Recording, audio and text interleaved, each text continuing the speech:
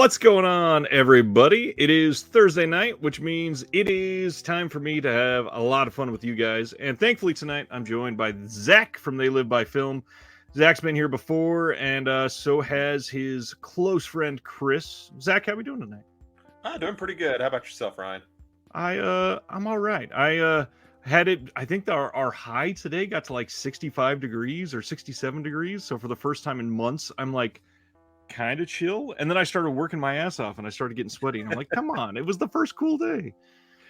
I've been fighting my landlord for about 2 months to get our air condition fixed, and they finally did it. First day of fall. I'm like, thanks, guys. It's going to do me a whole lot of good now. Yeah, that's about how life goes at this point. We have a long show ahead of ourselves tonight, everybody. Just to go through what we are going to hit tonight. We're going to do all the announcements. We're going to go over what's coming out next week. And then depending on the amount of time between that and the Vinegar Syndrome reveal, we are possibly going to talk about our 10 favorite horror steelbooks. We both got a pile ready to go. I got like super antsy trying to make mine. And I swear I had about 25 set out. And I was like, come on. So I'm hoping that these are the 10 that I'll be happy with. It is good to see everybody in the chat. As usual, if you've got questions, shout them out. Zach and I will do our best to answer as much as we possibly can. We're going to react to all of the announcements for the week first. First off, any major stuff for you this week that you want to share for They Live by Film coming up? We have a few new interviews. Where I don't do the scheduling, I always have to. I'm super prepared. I never have to look at the website and see what we've actually put out yet. I know we have some interviews. We just did Visual Vengeance. That one just came out recently, and we should have. We're recording a new episode this Sunday. We've got a trilogy of films. That's gonna be a little bit different for us, but stay tuned for that, and we'll have something new. It's plenty to talk about. But interesting. Yeah. Now it's like I want to speculate what could be the trilogy. All right. Knowing what you guys talk about, I'm very interested. If it helps, Chris is the one who picked this trilogy. That helps a little more, actually. And considering, oh no, it won't be October yet this Sunday. Okay. Oh well, it'll come out in October though. So. Yeah, his will, because mine's going to come out in October, and then Adam actually gets the few days before Halloween, so he gets nice. The benefits. Yeah, nice. Yeah. It'll be the 4th episode on Night of the Hunter, right? Yeah, we'll do it again, all over again. All right, let's break into these announcements. As usual, Imprint just coming out strong. They announced that on November 30th, their Imprint TV line is going to be putting out The Avengers, the Emma Peel collection from 1965 to 67. This was not ever on my radar. I don't think I've ever seen any of this, but I do know that it was referenced on Married with Children a few times. Okay. Imprint does ridiculously great work. But this, 16 discs, this is probably going to be incredible. Don't know anything about it, but yeah. So from the looks of it, is it going to be two different, almost like the Warriors type box set where it's going to be two of them put together? Or is it going to... I can't tell on that one. It looks like it's going to be a regular Imprint box, which I just so happen to have one nearby for a video that's about to come out. And it's a thick box, and it will probably have the same number of cases on the inside, 4 cases. And the way they're doing it, each side of the case, I believe, will each have 2 discs. So it'll be 16 discs total in 4 cases, which is a lot. Oh, and I just wanted to shout out Bruiser313. Thank you. I appreciate anyone who listens, so thank you. We actually have quite a few people that listen to They Live by Film that are always shouting this out. And for anybody that's real excited, Zach and Chris are close of the channel. They've been around for quite some time. Chris will be here in 2 weeks to go over the Vinegar Syndrome announcements, so look forward to that. But Zach is one that I'm always excited to talk about because I think you're a little more horror aligned than the other guys with me. Yeah, I mean, when it's all you pretty much watch, like 90% of it, you usually can get on the wavelength with most people like horror. Yeah, something. It's pretty much 90% horror and like 10% Criterion. It seems like for you Yeah. sometimes. All right, let's go to the next one. I'm still zoomed in. There we go. Next one, the Arrow sale has started at Diabolic. This is going till October 3rd, so a good like 2.5-ish week sale, and surprisingly decent prices on these. Did you check anything out from this? No, honestly, out of temptation, because October is gonna kind of kill me anyway. I was like, I'm just not even gonna bother. It is a really bad fall this year. There Yeah. is so much dropping that it's, I mean, unless you just have the world's bottomless pit of money, it is so much coming out. Surprisingly decent prices though. Like the Shawscope Volume 1 set is like $72, which is just a ridiculously great price, especially coming from Diabolic. Yeah, and I mean, I don't foresee it getting any lower. Oh Like, no. I cannot think of any way it goes any lower than 72. I think the launch price on that was $130. So even to get close to half of that is remarkable. That usually doesn't happen. That would be like these main Arrow titles on the front page here getting to like $14. Yeah. So I mean, this is very, very rare. So yeah, certain ones, if you see them and the price seems right, absolutely jump on them. That Shawscope, like you said, will never go cheaper. Next up, Second Sight, one of my favorites. They announced A Banquet. This is a newer film from 2021. Have you seen this one? No, when you posted it, I was tempted to see if it was on anything because I was curious if I should pick this up or not. It looks great. Yeah, I was very intrigued by the art on this and what seems to be the style going with this. And then the synopsis really clashes with what this is. It says, widowed mother Holly is pushed to breaking point when her daughter Betsy claims she has experienced a profound enlightenment. She believes she has been chosen to serve a higher power and that a new dawn is coming. Refusing to eat, yet losing no weight, Betsy's behavior becomes increasingly erratic and her family are torn between love and fear. Which, I mean, that sounds really intriguing for sure. Yeah, and I didn't hear any. I don't know if this is like, I didn't look to see if they've had other releases or this is really the first major one they've had, but I didn't have this at all on my radar last year. I didn't hear about it. I don't remember this coming out. I don't remember seeing this one bit. And I believe I'd heard of Ruby Stokes and Ruth Paxton before. I believe Ruth is the director. Yeah, I believe so. Yeah, they got an interview with Ruth Paxton. They got Improvised Exorcism, an interview with Jessica Alexander, interview with a couple of the other actors. There's a Glasgow Film Festival Q&A. Making of seems like a solid Second Sight release like they always do. I mean, at least they'll never disappoint. I haven't seen it yet. Nope, nothing at all. That's for sure. Speaking of disappointing. I planned that segue. Scream Factory announced 2 more of their limited titles. This first one is The Warrior and the Sorceress. This one is limited to 1,500 units on the Shout site and has one of their 18 by 24 folded posters. It will be this exact same art. So if you really want a muscle-bound David Carradine on your wall, this is absolutely the release for you, and loaded with bonus features, including a new 2K scan of the OCN, and that is it. I was curious about your thoughts because, of course, Doctor Strange sold back out again today. Right. And Shout Factory's done this on and off for years.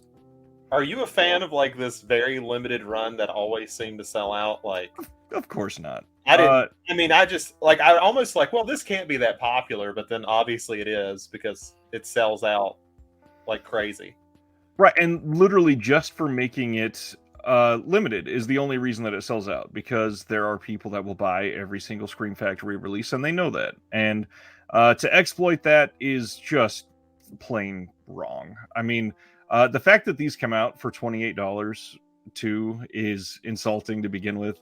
Yeah. The fact that it's limited, I could see putting a couple dollars more, but not, $7 above what this warrants, because it doesn't have any features on it. It's literally just the film. It's one of the most expensive, like, single disc things I've ever bought was Scream Factory's The Velvet Vampire.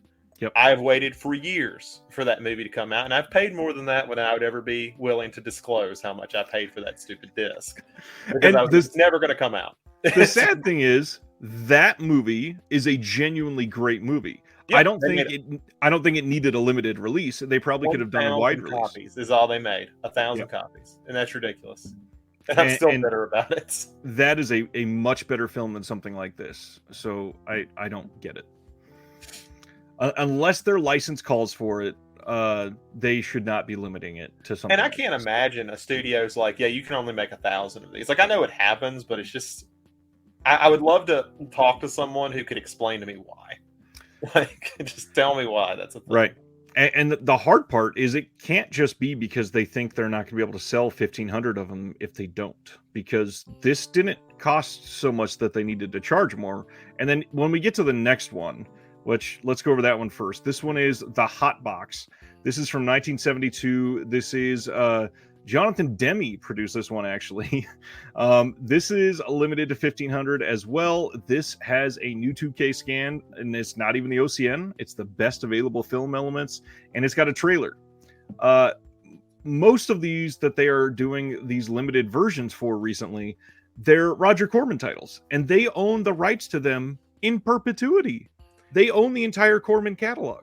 Yeah, I'm almost wondering, are they just waiting for the guy to die and take advantage of that and sell it? Like, because I mean, what is he, like 95 now, I guess? Like, He's got to be pretty old. yeah, like, I can't imagine why else. Corman's a big name. His stuff will sell. I mean, he was in Scream 4 or whatever, like as a recognizable face. Yeah. Yeah. I don't get it. I don't agree with the limited nature of it. I hate the way that they do it. I hate that it is something that we have to question. I hate that they make people have the FOMO. Yeah. And I say, like, I'm a huge Scream Factory guy, but God, I just hate this practice so much. On Facebook, John Gray says, guaranteed that they tell the studios, we guarantee that we will sell 1,500 of these, so give us the license for 1/10 of the price. I don't know that would give them the license for 1/10 of a price, though. It could be. I don't know. Let's keep going, because that's depressing. We are getting another Best Buy release of the Batman Steelbook. Won't spend a lot of time on this one. Essentially, this is not Best Buy re-releasing this. This is Warner Brothers doing another cash-in on the variant that was released overseas. So that's all it is. It's a $32 Steelbook with the better design that they should have released first. Exactly. 100%. That's why I didn't buy it yet. Next, speaking of Scream Factory again, they showed us that this is what the Stevie Wayne NECA figure from the Fog is going to look like. I almost said frog. This is a little bit off to me. What do you think about this? I mean, I think NECA just works a lot better when they're taking like iconic characters and getting them close. Like, I see the resemblance. Right. It's a little off for me, but I guess the price dictates that. Somebody, I think as well on Facebook, I saw somebody say that looks like one of their Tiny Toons or whatever the tune line is. Yeah. Her neck and upper body looks like one of those figures instead of one of their I don't even remember what they call them, the long cloth figures like this is supposed to be. So I don't know. Which we're getting real close to that joke of action figure somebody made of the Fog from the Fog, where a guy makes like all the fake ones and stuff. I was like, we're getting so close. Yep, it'll be here before we know it, I'm sure.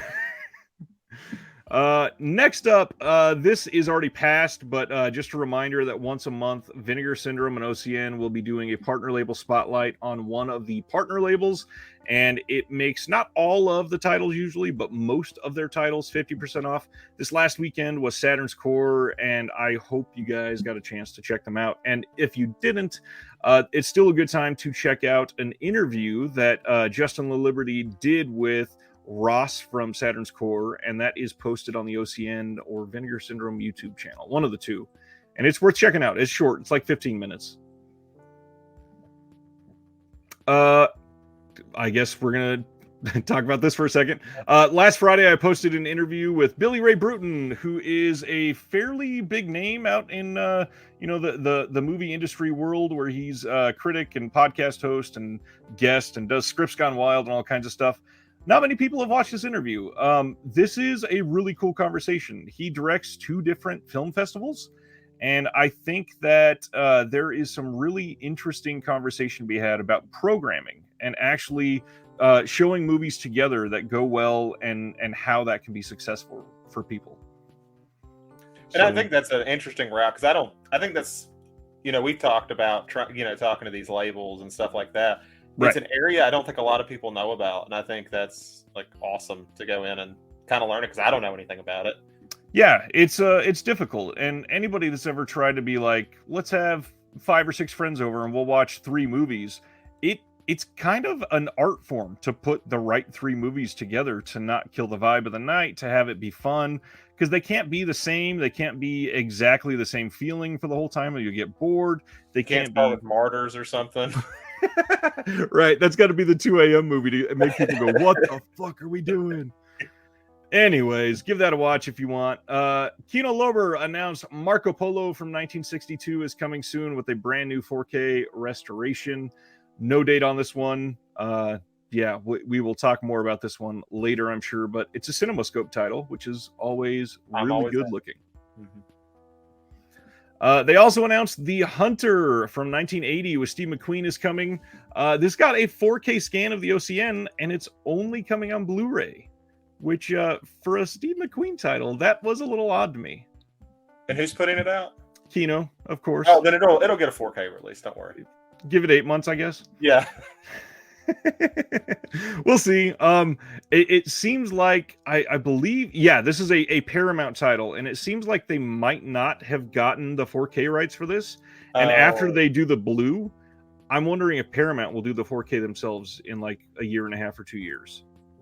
Oh, that would be kind of well, I mean, I'm trying to think how they've done their 4Ks, because I haven't got Escape from LA yet, which was one of the few I was real interested in.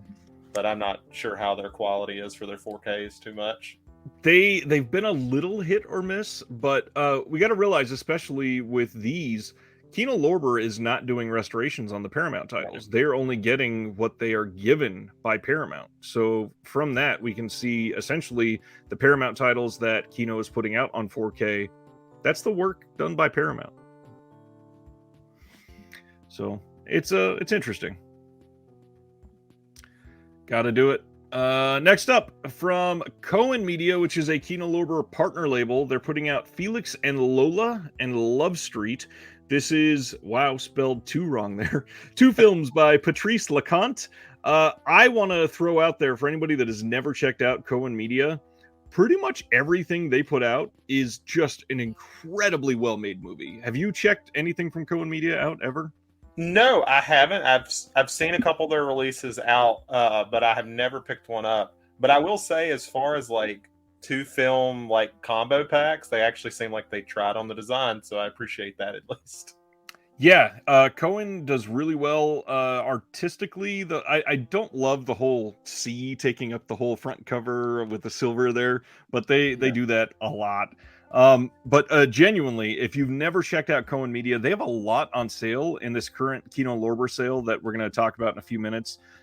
If you are browsing the sale that's going to be going on for the next like 3.5 weeks, try to maybe consider 1 or 2 Cohen, because I know that they are not hugely well known. People don't talk about them a lot, and their films are fantastic, genuinely. They kind of remind me, what's that company that always does the silent films? The one who did, oh man, I'm gonna have to Google it because I can't remember it. But they made Flicker Alley. Oh yeah. Kind of remind me of that. Like, I can't think of them all the time, but I know who they are. Yeah, Flicker Alley, they do really good work too. They're a little overpriced. Oh yeah, man. Like, it's like, I want to check out some silent titles. I don't know if I want to pay $35 to do it. Right, and then even on sale, they're like 28 or 29. Yeah. Okay, Raro Video. This is another Kino Lorber partner label. November 22nd, we are getting The Scent of the Night. And then let me change this picture here. There's another one, 100 Steps. These are from 1998 and 2000, which seem a little more modern than most of the Raro or Raro video titles.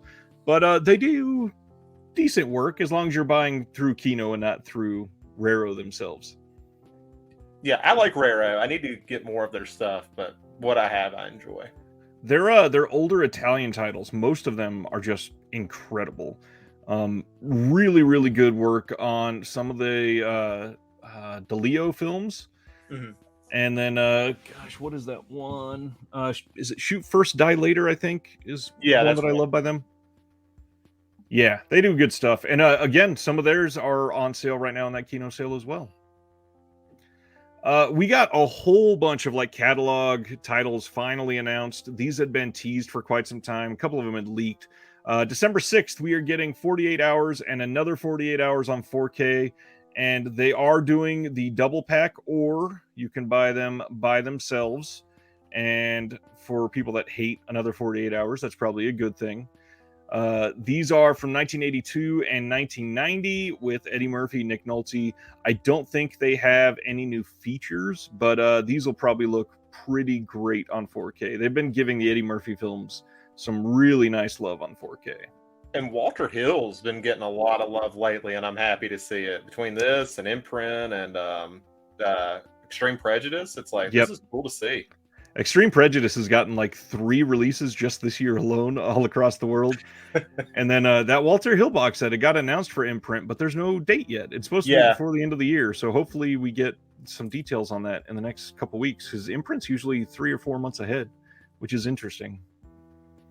But I kind of like that they did the double pack, but they're at least given the option for the separate. Yeah. Like, that's nice. I think that's actually something you don't see too often. No, not at all. They'll milk it, and then 6 or 8 months later you'll get the double pack. But Paramount seems to be stepping up the game. And keep in mind, Paramount 2.5 years ago, we weren't getting any catalog titles from them. So this is kind of a big change.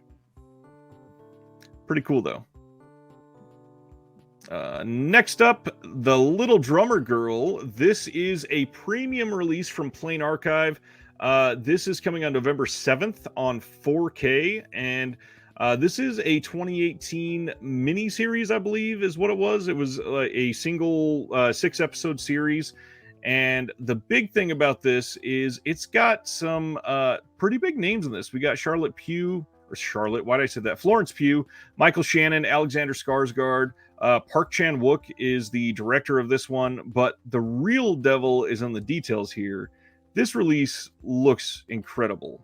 And I'm glad it does. They announced this years ago. This is when I was trying to get into Plain Archive. I was like, oh, this looks cool. And there was no release date. And I've actually forgotten about it until you posted it. Yeah, I think this got announced in 2019. Yeah. So this is a long time in the making. And I think when it got announced, it was only going to be Blu-ray. So the fact that it's 4K is a pretty big deal too. Yeah, I think I'll try to pick this up because I have 2 Plain Archive stuff, and I love they do great jobs on their steels and everything. So oh yeah, they do some incredible work. And then here's one more shot, and the actual steelbook here. See if I can zoom that in. Really nice looking. It is. Yeah, this. Go ahead. I was gonna say I have a movie called Believer, and I bought it just because the steel is great. That movie didn't end up being great, but I still haven't sold it just because I think it's a really great release. Yeah, there is a lot going on with Plain Archive. If you have never checked out premium releases, they are a pretty good one to start out with. Some of these, like this, do get delayed a little bit, but that kind of is happening across the board right now. Next up, Mystery Men from Kino is finally coming on November 22nd in 4K. This got announced. This is another one that got announced months ago, like April, I think, or even maybe earlier. As far as I'm aware, I don't remember there being anything new here. Yeah, no new features, but I'm betting that this is going to look incredible on 4K, and it still holds up. Have you watched Mystery Men recently? I haven't watched it recently, but I love Mystery Men. This is a wonderful movie, and just to see where the cast has gone since then is such a remarkable trip to go on, because this came out in 99, and Ben Stiller was on top of the world right then, basically, but everyone else in this very, very much kind of just hidden in the shadows, and since then, they have all exploded. Mm-hmm. Love it. John says, does it have some of the same features from the 88 films release? I believe it has most of the same features. We've got making of that is 30 minutes long. We got the costumes of Mystery Men. We got the effects of Mystery Men, the score, the original making of, which was almost 18 minutes long. The big thing, they've still got all the deleted scenes, which is almost 20 minutes, which is pretty good for a film like this. And yeah, 4K. That's the big takeaway here. What's going on, Born to be Rad? Flickering, have a look, see if these are universal or second sight extras. Yeah, I haven't checked either. I know that they've got some of them. I have not checked comments in a few. Mitchell wants to bring up that Escape from LA 4K had that audio problem, so there was a replacement disc. Thankfully, I finally got mine just a couple months ago. How long did that take? Well, when they first announced the replacement program, they literally said it'll be like 90 days. Mm-hmm. And I think they even beat their estimate. It was right around when they said it was going to be coming. Honestly, kudos to them for just being honest about it. Yep, absolutely. All righty, next one. The Blue Underground big 20th anniversary sale, because what we all need is another sale right now. This is happening until the 26th, which is just this weekend. But again, incredible prices. If you have not bought a lot of the Blue Underground 4Ks, this is the time to do it. There are some of them that are literally like $20 or $22, and they're worth more than $30 easily for all the quality that comes in these. Go for it. Check out the sale. Keep in mind, MVD, they do not have free shipping, and they have a maximum of 15 items, which seems like a lot until you find stuff that's like $5, and then you get up to 15 really quickly. Blue Underground. What are your thoughts on Blue Underground? We talked about Bill Lustig a little bit before. Yeah. I love Blue Underground. I really do. See, somebody in the comment. Yeah, Video Man Gizmo. I'm not sure if I'm saying it right or wrong, but I have all the 4Ks as well. I've collected all of them. I didn't start until they started releasing 4Ks, but wow, I get every one of them now. Yeah, they've got a lot of really good titles, and the stuff that they've done on 4K, I think I've got all the ones in the picture, except I don't have God Told Me To yet, because I pre-ordered it with like 9 other things. So that'll be here eventually. Have you seen it before? Yes. God Told Me To is one of my favorite Coens. It is an incredible film, genuinely. It's up there with Q the Winged Serpent and the stuff for me. Yeah, it's really good. And then Daughters of Darkness is probably my favorite from them, to be honest. There, I put Daughters of Darkness on the October watch list because I feel like not enough people are talking about it. So I really hope that it's one that people are watching, because it is worth it for sure. What's going on, Spaghetti? Next up, we got Men at Work coming from MVD Rewind. No features on this. None at all. We got a trailer. This is coming January 24th, but that's it. Just a trailer. I mean, have these movies been released before? Is that kind of I'm not aware of Men at Work, so. You've never seen Men at Work? Okay, Men at Work is no. This is a big deal. This is a really good title, and let me check. I don't think it's had a blue before, so that might be the main reason to get this one. Oh, that's right. It was on a double feature from, I think, Shout Factory with Easy Money with Rodney Dangerfield. Okay. But yeah, it's a really fun movie. They definitely could have done more for Men at Work. Emilio Estevez and Charlie Sheen, I mean, they're still out there. They're not doing a ton of work. I bet either one of them would be willing to do a short interview. Yeah, no kidding. I mean, depending on the mood, you might get a great interview out of Sheen. Absolutely. Depends on how much tiger blood is in him at the time. Exactly. Born to be Rad says, I'm hearing MVD Rewind is about to start doing 4Ks, and that is true. We are going to be hearing some announcements on those, I believe, in the next month or so. And early next year, we should be seeing our first ones from them, which is interesting because they had announced that Drive was coming from them in 4K, and then 88 Films actually ended up releasing it in the States on 4K. So I don't know what went down behind the scenes there, which is interesting. Yeah, sometimes, I understand why they don't bring this dirty laundry out, but sometimes I just want to know, like, the behind the scenes on, like, these quick switches and everything. I was like, I know there's a lot of drama there. Yep. I love that Griff says, "Hey, if Full Moon can do 4K, anyone can at And this point." that's And true. Dark Force has proven that. Next up, we got, speaking of 4K, Reservoir Dogs coming in 4K on November 15th. This, I don't believe, is going to get any new special features at all. This is the standard 4K release. You can pre-order this now on a few places. When I posted this, it was only available at Target.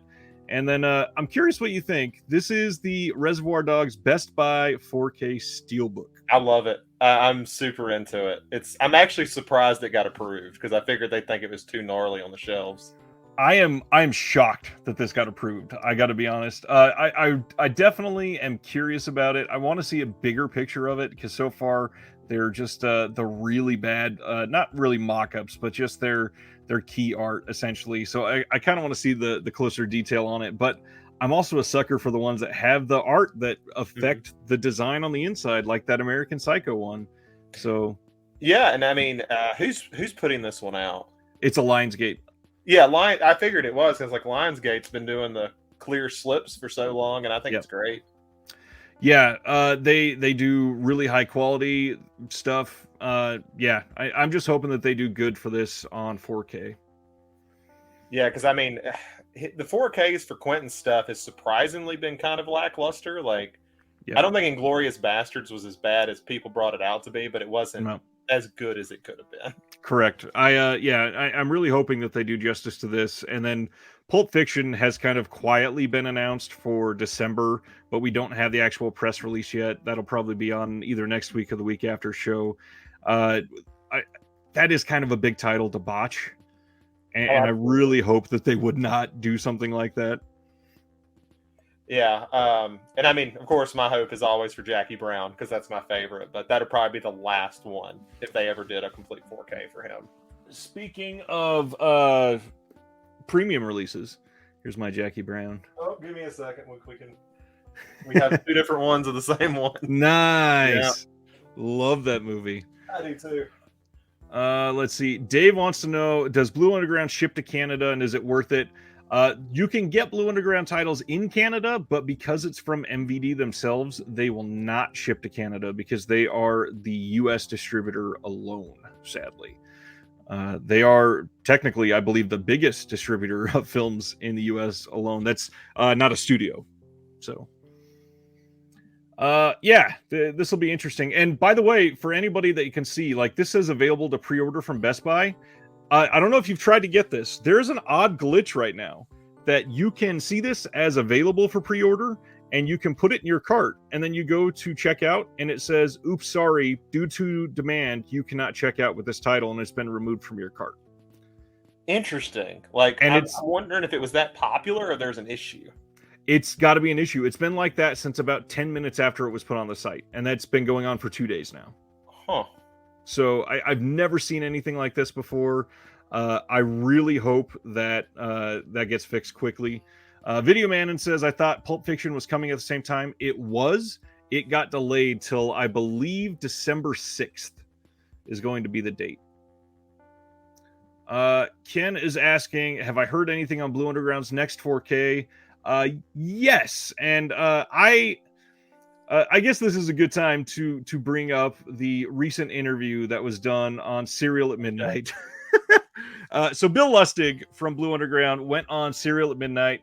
I think that was just released this week. And one of the big things is he did talk about future titles. Tad, he didn't really give anything away. I've heard a couple rumors about what he wants to do, but won't go into that yet. But the big thing, he says, companies like Vinegar Syndrome and Severin Films probably will not exist in I think he said Vinegar Syndrome will be fine because they have their own film, everything. But the other places that use other restoration areas will probably not exist as companies in 5 years. What do you think about that? I mean, if physical media didn't evolve. Like the one thing I think has kept its longevity, especially talking to everyone in the business. I haven't got to talk to Bill Lusting, so maybe he would change my mind. But it's because of how they evolved to be. It isn't like a Ben-Hur release from 20 years ago that you could make 200,000 and that was a limited edition. Now this is a niche. This is a niche hobby now. It's completely niche, and they're catering to that. Like, yeah, like who, and I think the advantage of that is we can get some really wild stuff on 4K. These Jackie Brown ones, they have 700 copies, and these are ridiculously hard to find. And it's super hard to make 700 of these and get rid of them. Not really, but now you can't find them, and that's a limited edition now. So yes, they've been evolving. Yeah, and I think that's why, when I hear 5 years, I was like, the companies he's talking about that don't do a lot of their own restorations, Kino. I don't see Kino going anywhere. They do a whole education department that they're big into, and yep. I mean, there'll definitely be companies when there's 100 companies being made. Naturally, they're going to dwindle down. Then there'll be new ones, and they'll dwindle down. And it's the nature of the business at this point. But yep.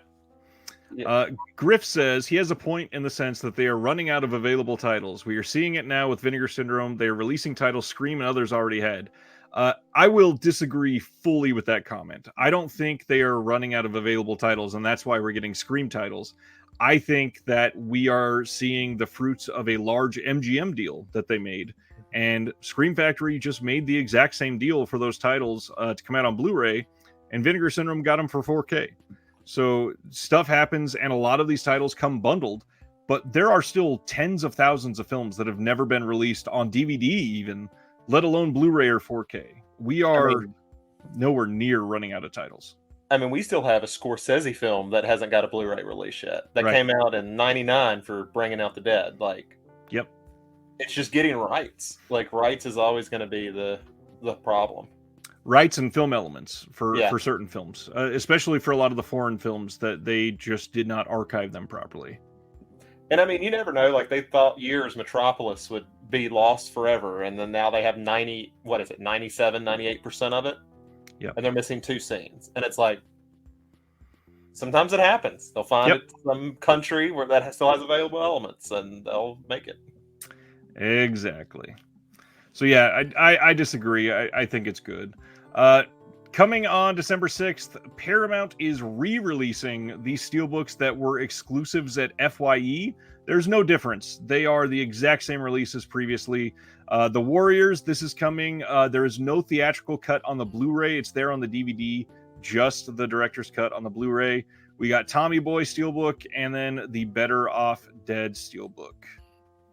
I mean, at this point, I don't think they should allow a Warriors release that doesn't have the theatrical cut. Like, just now that it exists on Blu-ray, you just need to release it. Well, and the hard side, Paramount kind of showed their hand this year by showing us that they would do a Wayne's World Blu-ray Steelbook early in the year, and now they've released it on 4K late in the year. And that is shady.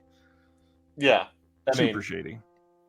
I've always said, if you wait a year or two and then you upgrade, that's cool. I'm not going to complain too much about that. In the same year, I'm going to complain quite a bit. Absolutely.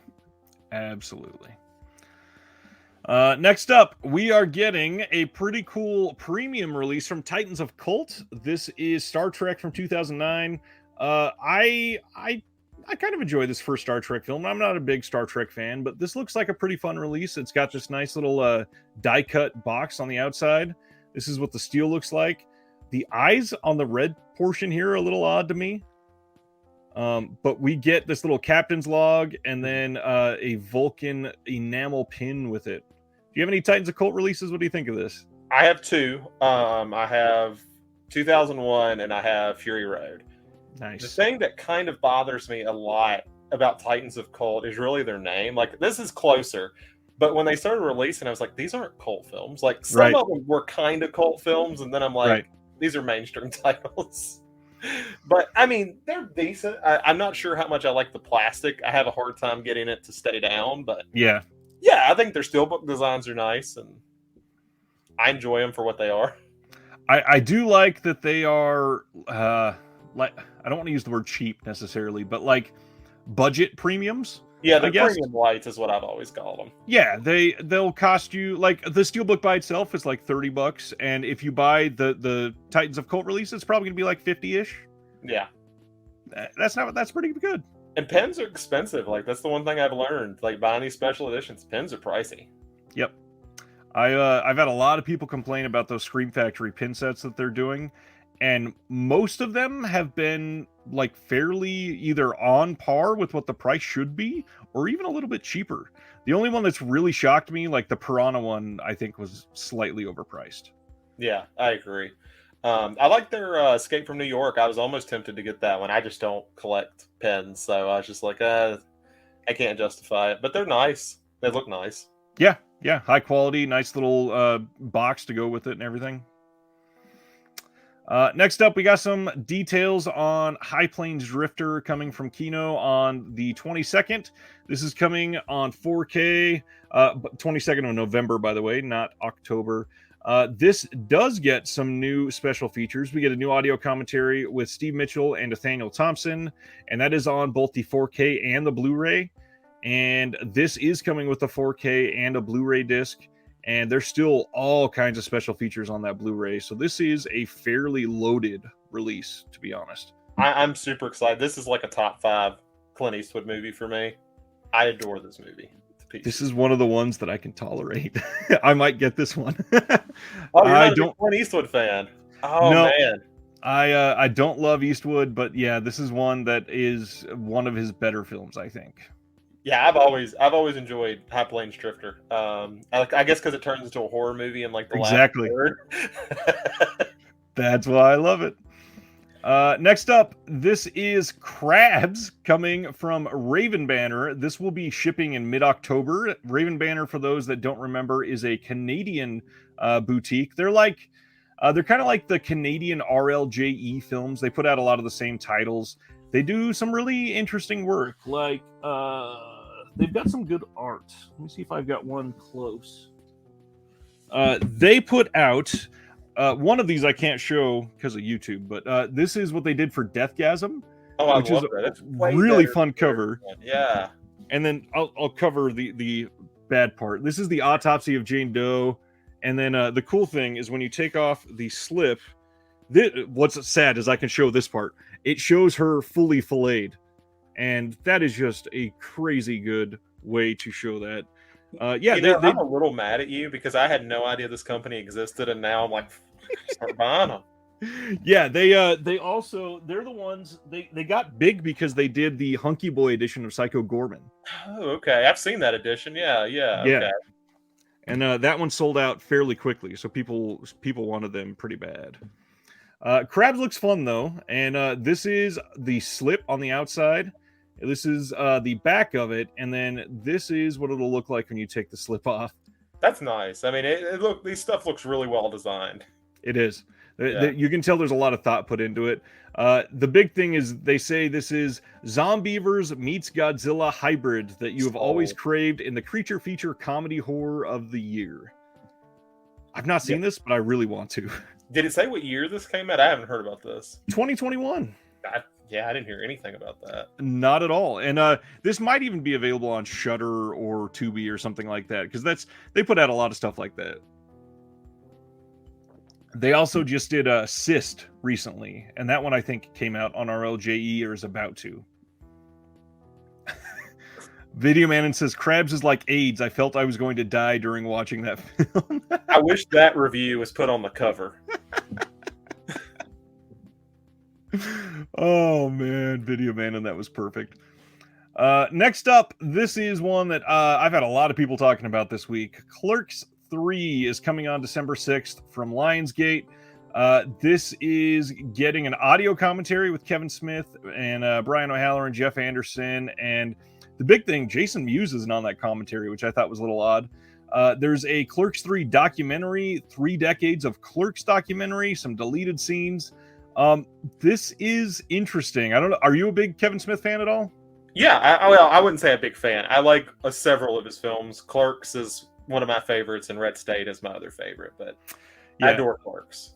I adore most of what Kevin Smith has done. I've not been able to see this yet. People that are friends that I trust, They say that this is a great movie, but it's really not that funny. It is mostly depressing, which I think is an interesting turn for him. Most of his stuff has not been like full of heart like that. It's mostly been like dick jokes. So to hear that is coming is interesting, and I can see how that would be the case, considering it's basically about him and having his giant heart attack. Yeah, and I mean, I know that's. I mean, it seems like the last few things has been affected by that. So, I didn't see the new Jay and Silent Bob. I heard kind of mixed things on it, but I heard that was a lot to do with that too. It is not great at home by yourself. It was pretty fun in a theater with Kevin Smith. I will say that. In a crowd of Kevin Smith fans with Kevin Smith, it was a blast to watch. Interesting thing about this, I am hearing that we might be getting a Best Buy exclusive 4K Steelbook for this, but that they won't release it on 4K in any other market, only in that Steelbook. Now, that is only, as far as I'm aware, the second time that's happened, and that was the first one was Bob's Burgers, the movie. They just recently put that out on the 4K Steelbook, and it's not on 4K anywhere else. It kind of reminds me of Scream Factory. What they used to do with their Steelbooks was they would put the new 4K scans. They were still Blu-rays, but they would put the new 4K scan on the Steelbooks because the Thing Steelbook from them is still phenomenal looking. Yep. But yeah, it's an interesting development. I really hope that doesn't continue like that. I hope people are given an option, because it's always better to have an option. But yeah, it's a possibility that might be getting announced here in the next week or two. Are they both from Fox? Because I guess Bob's Burgers is, well, I guess Disney now, but this one is Lionsgate, actually. This is a different one. Okay. Yeah. I'm not sure. Ip Man is getting a solo 4K release. So is Ip Man 2. These are both coming from Welgo. For those that missed out, there was an Ip Man, the whole 4-film 4K box set that sold out, and now it goes for literally like $200. So they are doing the first two on a single 4K for now, hoping at least the third one comes out on 4K. The fourth one didn't look real great on 4K, but yeah. Yeah, I thought that was weird that they did the first two. I thought the fourth one already had a 4K. I think it did too. I think it came out solo ahead of the box set. So it would make sense for them to do the third one as well. These are coming on November 22nd, and you can pre-order them now. Next up, some more catalog stuff. Coming on November 22nd in 4K is Shrek 2 and Puss in Boots. Why not? Sure. I know that a lot of people love Shrek, so I wanted to make sure that we could talk about it. The first one got a lot of flack for the 4K. It looked great. I don't understand what people were looking at. I still think a lot of people that are trying to review these films on 4K just don't have great setups. Like, they're using a video game console as the player and a Vizio TV or something. I don't know. And I mean, I think it's that, and I think it's not taking into account, like, oh yeah, we can watch Ray and the Last Dragon, or we can watch Coco, and we see all that detail in the animation. These are early 3D animated titles. Yeah, Toy Story 1 is not going to look as good as Toy Story 4. Exactly. New tech. That's just the way it goes. It's evolved. Shrek is, what is that, 2001? Shrek 2 is 2004, and I think Shrek 1 was 2001 or 2, yeah. Yeah, so I mean, these were DreamWorks' first 3D title. Well, not their first, but it was close to their first. It was up there. Yeah. Lawn Furniture wants to know, what 4K player do you have? Are you a 4K person at home? Yeah, I got an old Samsung that is now out of date that I need to replace because they don't support it anymore. My answer is probably going to piss you off, Lawn Furniture. I got really lucky and got one of the Oppo 203s right before they stopped making them, and I got mine for like $450. That's a great price. Now they go for like $2,500, literally. Those are a great play. I've want one, but it's just like, oh man. Yeah. Is yours a region free player too, or is it just? I bought the little chip that you take the cover off and you put the chip in yourself, and it makes it region free. That is so much easier. Yep. Yeah. So yeah, I love my player, but I hate recommending it because you can't buy it. Yeah. I do have a video on the channel available for my favorite 4K player recommendations that you can still get, though. So make sure you search and check that out. Severin came out of nowhere and announced 3 pretty compelling Bruno Mattei titles. These are coming out. Well, this is also where their announcement got odd. Their website says this should be shipping from our site in October, but it has a street date of December 13th. So I don't know if they're announcing the Severin Film site date and the wide retail date. I mean, you'd think they'd specify that, because if somebody says, hey, I can get it 2 months early if I get it directly from the site, that's something you should advertise. Yeah, that's how you get people not to buy from Amazon. They are saying they hope to be shipping it from their warehouse in October, but there's no real guarantee there necessarily. Maybe it's not making false promises, which, I mean, I'll always appreciate, but yeah, it's still vague. Especially from Severin. But yeah. It was a weird way to word it, for sure. This one is from 89, and this is called Born to Fight. This was right after Strike Commando 2, and Claudio Fragasso also went and did this one with him. They've got an audio commentary with a couple of the actors. They've got an interview with the screenwriter, interview with another one of the screenwriters, and it looks really fun. Then the second one is Cop Game. This one's from 88, and this is same thing, shipping from Severin around October, hopefully, and then December wide. Again, Claudio Fragasso is one of the screenwriters on it, and it's an action thriller. These look wild. Is this your type of film at all? No, but I am super intrigued by the artwork. So I've never seen these. I would definitely watch them though, just to see if it matches up. Video Man says, I will buy every Bruno Mattei film. They are everything Marvel wants to be. Couch Odyssey is excited about it. Ragnar says, just remember, Blu-ray players have an hour life. I burned through 5 of them in my lifetime already. Absolutely. A lot of those lasers will break down eventually, for sure. Then the final one is Double Target. This is from 1987.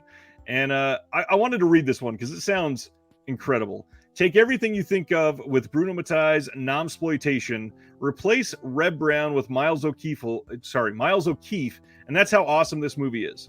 When terrorist attacks ravage Southeast Asia, the U.S. government recruits former loose cannon commando Bob Ross, hilarious name, to return to Vietnam, hunt down the Russian madman responsible, rescue his long-lost Amerasian son, and destroy anything that gets in his way.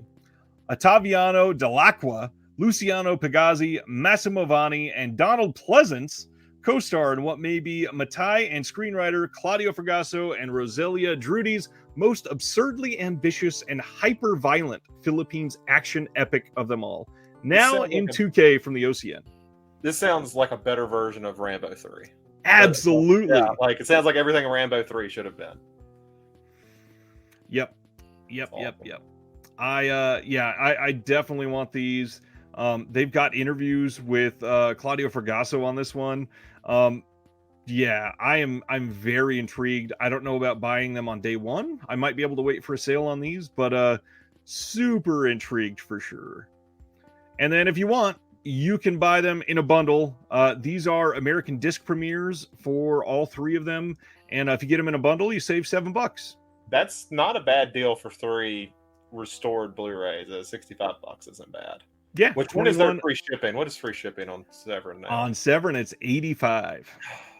So you got to buy like $20 more. Yep, and they still got a lot of those DVD liquidation titles, so you could do 3 or 4 of those and call it a day. Let's see. Sardis says it sounds like a Rambo film. Hey, I'll save wavelength. Terry says they have been sort of doing that. The Steckler box was expected in July with a September street date. Seems like something they should list as 2 bullet points and not a sentence. Absolutely. It's just a little oddly verbalized. Vinegar Syndrome added a new collection on their site for releases that will not be getting pressed again. Right now, it just shows partner label releases, but Vinegar Syndrome releases will be added soon as well. To be clear, this is not just for slipcovers. This is for the releases as a whole, so get them while you can. So this is going to be something we probably talk about for a few minutes. I'm going to take this down and I'm going to share a screen. Let me share. Let's see, which one do I need to go? This is what is showing in that going out of print section right now. And this is where it gets a little odd. We've got some stuff on here that is not surprising. I don't know why that broke and is not showing up. This is Viva Erotica from Canny and Circle Collective from Heavy Metal Parking Lot from Circle Collective. Both of these were announced as strictly limited. They were not going to be repressed. So this one was always going to be sold out of print as soon as the slipcover goes. But the rest of these are odd. We've got a TerraVision title and then 6 Fun City Editions titles. Makes me a little worried about Fun City. Looking at this, I get not 6 Fun City. There's 5 Fun City. Yeah, 1, 2, 3, 5 Fun City and an AGFA. I don't know. Do tend to go out, so eventually. Yeah, I don't know why the AGFA one's there, but the rest of these 5 Fun City Editions titles. Yeah. I don't feel like it's bad news for them. Fun City was one of the first partner labels, and they've grown a massive following. I'm kind of speculating, what if they're done being a partner label? That would be interesting. Like, they don't really feel like they need to be a partner anymore. They'd make more on their own. So, I mean, in a way, if that is the case, that's kind of what the partner label sort of supposed to do. Yeah, I don't feel negative about this, especially because if Fun City owns the rights. There is one thing to look at on here. Let me take this one down and put up one of the screens, because there's very specific verbiage on these. And I'm going to put up the Primetime Panic box set. So if you look right here, this Fun City Editions release will not be repressed by OCN distribution and will be considered out of print once the remaining units are sold. So the slip is going to be gone, but the package, it'll be a different package and a new. No, this is the entire title is not going to be repackaged, because you can I meant like Fun City did it themselves. It would just be all new. They couldn't use any of the OCN stuff. I think what is interesting here is, if this was just not going to be repressed anymore, why would they include by OCN distribution? Yeah, that's really specific. I feel like they are probably going to be on their own. And the only thing here is that OCN distribution will not have a hand in their titles anymore. Yeah. And I mean, I feel like, like you said, if that's the case, they're just going out on their own. That's awesome. I think that's the hope for all of them, is they can go out on their own and eventually. Right. And, you could look at it as kind of like graduating, which makes sense. I don't think there's anything wrong with that at all. I do think that Fun City is one of the labels that could handle it on their own. I don't think all of the labels could handle it, but this is one for sure. TerraVision had a release on that first page. I almost feel like they could do it on their own too, because they have had the music label for the longest time. So they've got some sort of merchandising and manufacturing set up. I bet they could do it. AGFA, they did it before they were a partner label, and they were great. I was always kind of surprised that AGFA was a partner label to begin with. I mean, I'm sure for them it's kind of great because I mean, they've done so much work for so much stuff. It's like, oh, well, we can put that to somebody else for a little while. Don't have to worry about it. Yep. I'm very curious of what we're going to see with that coming soon. And I do agree with Sardis. He says, I like them in one place. I absolutely do too. It is nice to never have to pay for shipping. It's nice to get a subscriber discount. It is nice to be able to see everything on one page and get excited about them on the first of every month. I'm curious what's going to happen. Video Man says, where do you find this? I don't see it like that on the page. That is curious. It should be like that on the Fun City release page. I would scroll down there, but the collection, you have to go to the link that I posted on this post to see the entire collection. Terry says, hopefully it's not a bad blood situation, but otherwise good for Fun City. I kind of doubt it's a bad blood situation. Jonathan has been friends with him for a long time, the guy that runs Fun City. I don't think that's the case. Ragnar says, you would not walk away from the publicity that Vinegar Syndrome sales bring to your brand. I think it's a double-edged sword in the sense that publicity obviously brings them money, but they also have to give a percentage to OCN. So you make that decision. Are you making more through the publicity, or are you giving more through OCN to publish? That's always a business decision. Right. And from what I've seen, because I've talked to one of the labels that was considering being a partner label for Vinegar Syndrome, the deals sometimes are not the best. So I'm curious what is going on behind the scenes, because I would just want to know what's up. But either way, it's an intriguing development, and we'll probably find out more about that in the next couple months. Griff says JAH13, I'm assuming that's Jonathan Hertzberg, has said on the forums that sometimes things are up in the air depending on how well a title sells. I don't think they have the cachet to go it alone. Interesting. I'd be curious about that, because most of their stuff has been selling out fairly quickly. I'm not sure. Anyways, let's go to the next thing. All right, so this is what we got going up tonight after Reconnected and all of the announcements. We have the 2022 Black Friday Flash Pre-Order Extravaganza. Tonight, we're going to see 4 Never on Blue and in a couple cases, Never Legally on Disc slashers. 3 of them will comprise the next installment in the Homegrown Horror series, and 1 will make the leap from VHS to UHD. You'll be ready to stag the next brutally violent and action-filled Hong Kong spectacular. Finally, the 4th VSU, a huge and totally essential late 80s face-bashing studio classic, will be ripe for the picking in all its 4K glory. We're going to talk about all those details and speculate on titles and all that here soon.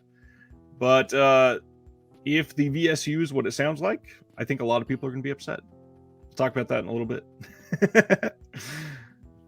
Next up, 101 Films just this morning announced that we are getting A Boy and His Dog on October 17th. This is from 1975, making its UK Blu-ray debut.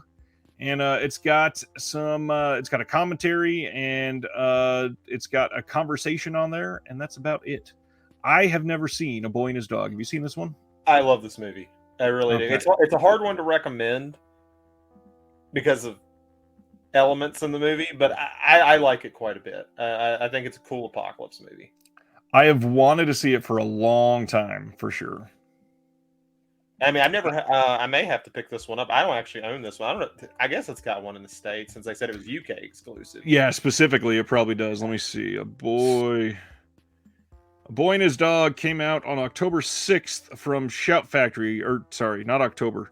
August 6th, 2013. Oh, wow. That's an old title. Yeah. Shout Factory released. You can still get it on Amazon for $16.79. Not terrible for a title that's almost 10 years old.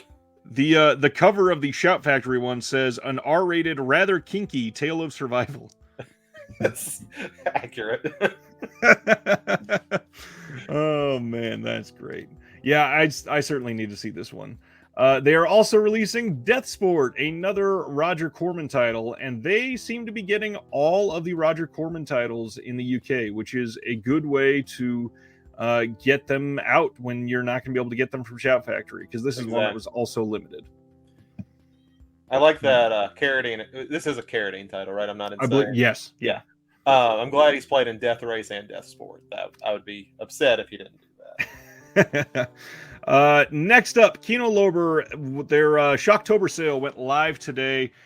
This is all the way through October 17th, so you have almost a full month to cash in on their sale. Like I said earlier, Cohen Media, Raro titles, Code Red titles, and all kinds of Kino. Over 850 titles on sale. I went through and made a cart today just to see what I would be interested in, and it's still open for me to look at, and it's got 103 items in it.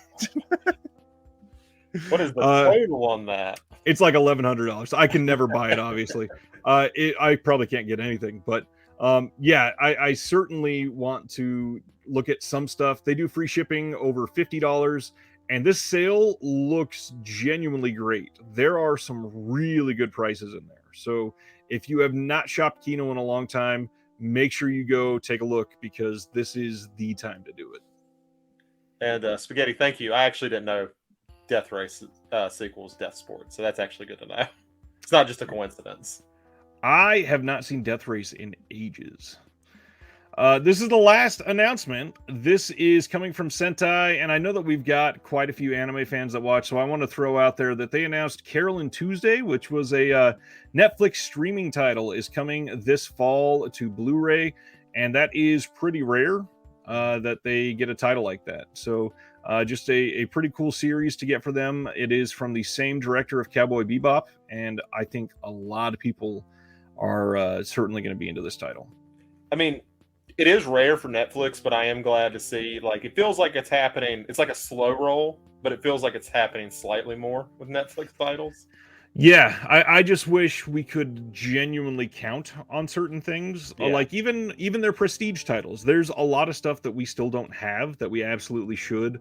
Or even like I love the Mike Flanagan stuff, and we got his first 2 miniseries, but no Midnight Mass. And Midnight Mass, I think, is his masterpiece.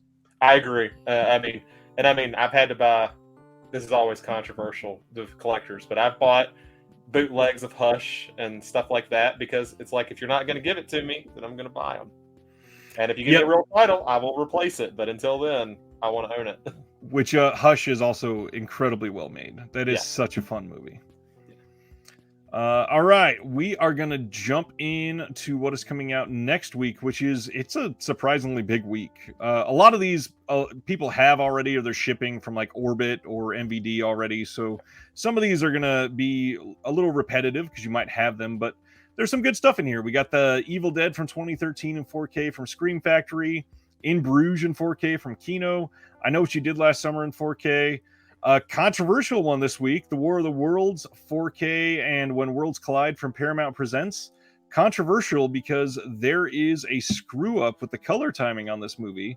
Mars is blue instead of red. That's awesome. Actually, I'm more impressed than anything.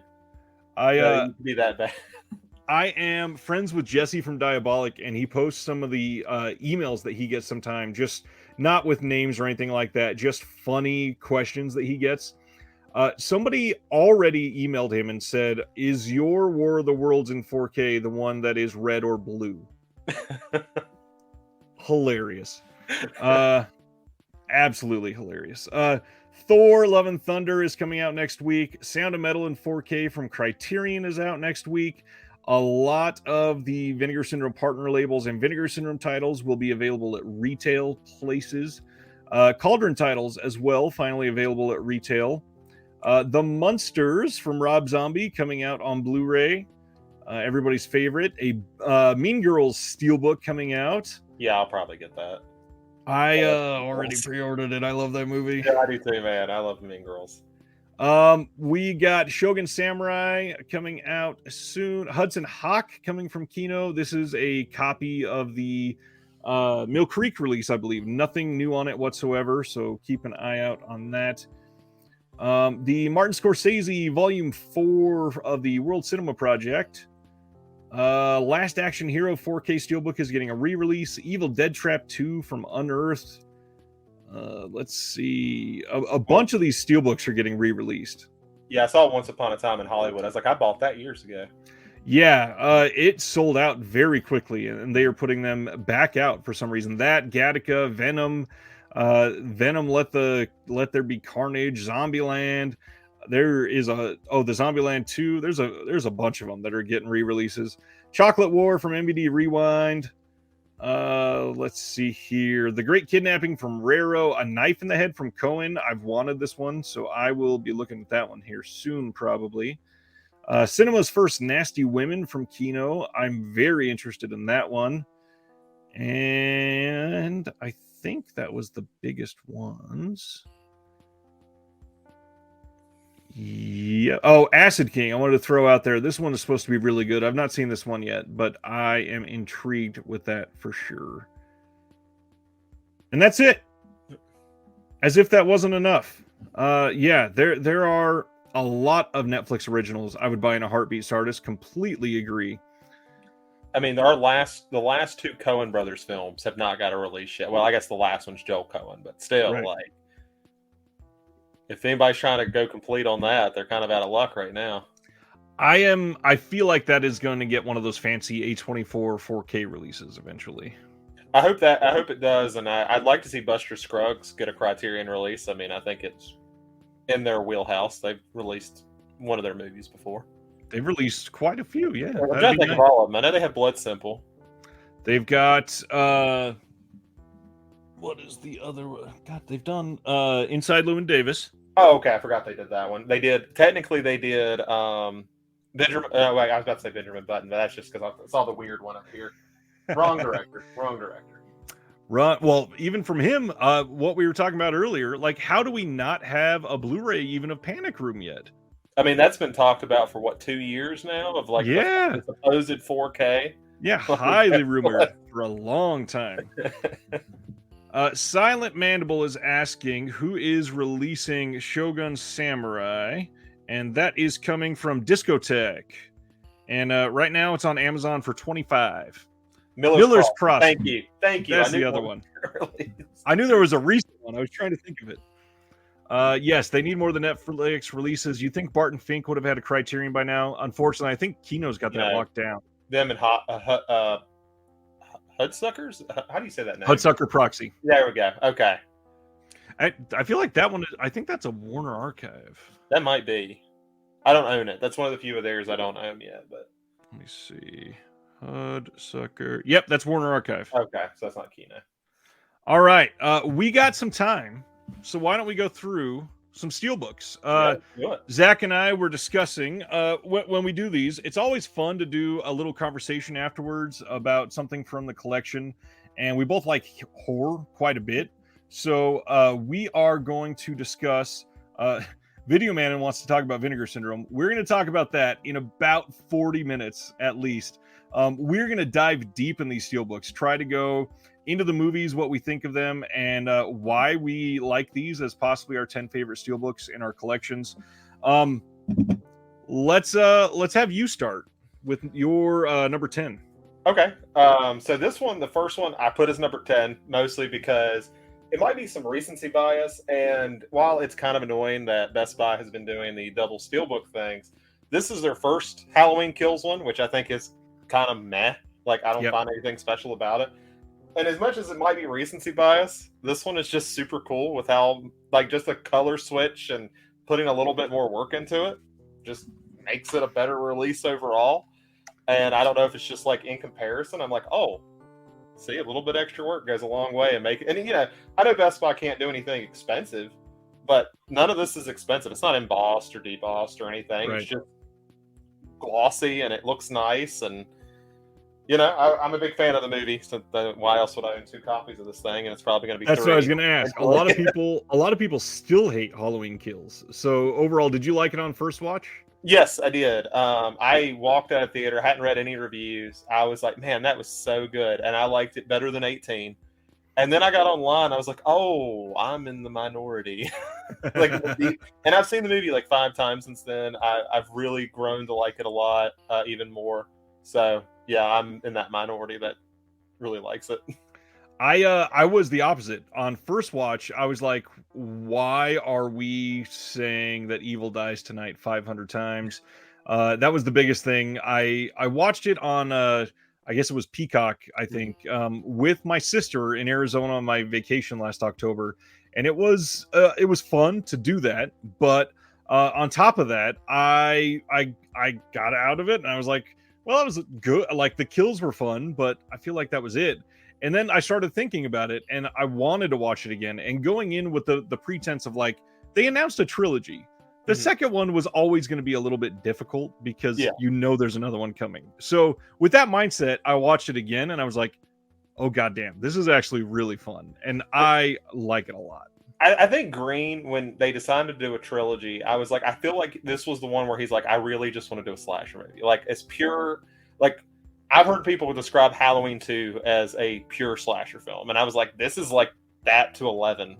Like, it is, we're putting a story there. It does have, like, something comprehensible about it, but you're there to see chaos and havoc, and I got delivered that. And we got I hate it. Yeah. Evil dies tonight. Quality dies tonight. Evil farts tonight.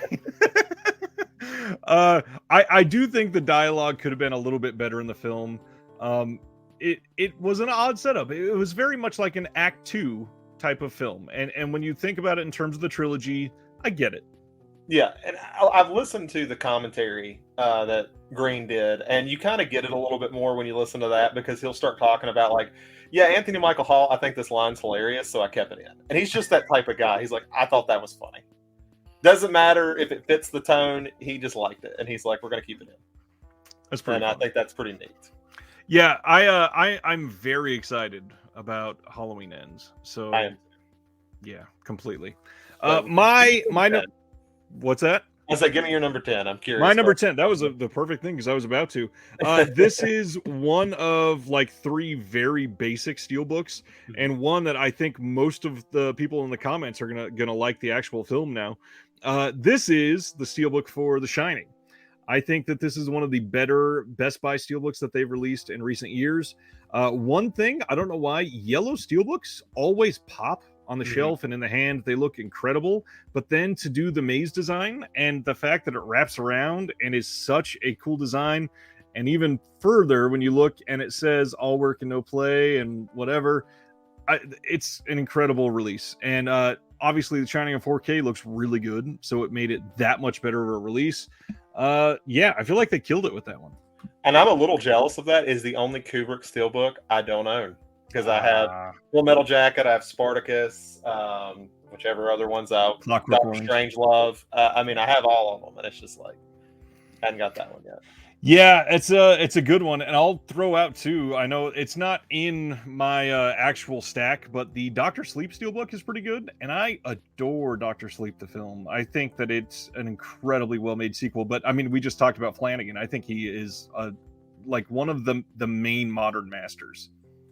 Yeah, I absolutely love Flanagan, and I do put Dr. Sleep as his best film, because it's just the impossibility of taking something like The Shining and having to honor him, having to honor Stephen King, who notoriously hates the movie, and still honor his own vision, seems like such an impossible task. And I'm like, that is just awesome. He could even pull it off, because The Shining is awesome. I agree. Yeah. Ragnar says, show the Steelbook for what? What do we mean? That was the Steelbook. It was in a protective cover, but that is the Steelbook. If you will give me 1 second before I go to number 9, I will be right back. Sure, of course. I'm gonna go very extreme with my number 9, and it's gonna be funny because it matches with his number 10. Kind of. Let's see. I haven't looked at some of these comments. Video Store said no one is rebooting or remaking The Exorcist. Someone is. David Gordon Green is. Sorry, I was short. Yeah. I don't know. He's doing a trilogy. He said they are not. I'm like, yeah, they're already done with it. They're already advertising it. Stan Geezy liked Dr. Sleep even. That's a good thing. All right, your number 9. My number 9 is going to be a little cheap because no one else can get this one. I am a big believer in getting customs. So we were talking about Netflix. My Army of the Dead, I got made custom. Through a man named Custom Steelbooks Verona. He's out in Spain, I believe. Yep. But he does great work. Of course, I had to buy the disc completely legitimately, Netflix, I promise. He gives this nice little metal card with it. He does great work. I've ordered 2 from him, but this is I thought it was cheating to put this one on here, but I just love the work he did on this one. Were you a fan of the movie? Still haven't watched it. I can't get past some of the Zack Snyder of it all. I kind of want to see it, but I don't know. I like a lot of the people in the movie, and I'll probably really like it. I mean, it's probably overly long. Like, it's almost 2.5 hours. But, I mean, it has a lot. I like it. I know Zack Snyder, it's always a little divisive. I'm glad I brought up 2 divisive people in a row. So that's a really good thing by me. The next one's more of a crowd pleaser, so that'll be fine. But yeah, I would check it out. It's I've always said it's his version of an Escape From film. but with zombies. Like it feels very Carpenter-esque in some elements. Interesting. And the more of the actiony stuff. So I was like, yeah, it feels like Ghost from Mars, but probably better. And I genuinely really like Batista as as an actor. And did you see the trailer that dropped today? Dude.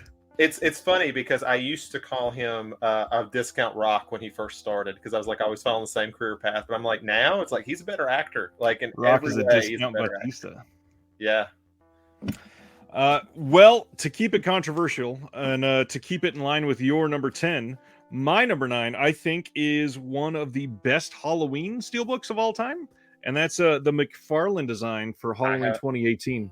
I love that one. I have that one as well. It didn't make my list, but it is very simple and I like it. This is easily the best Halloween steelbook, even better than the one with the leaves that they put out.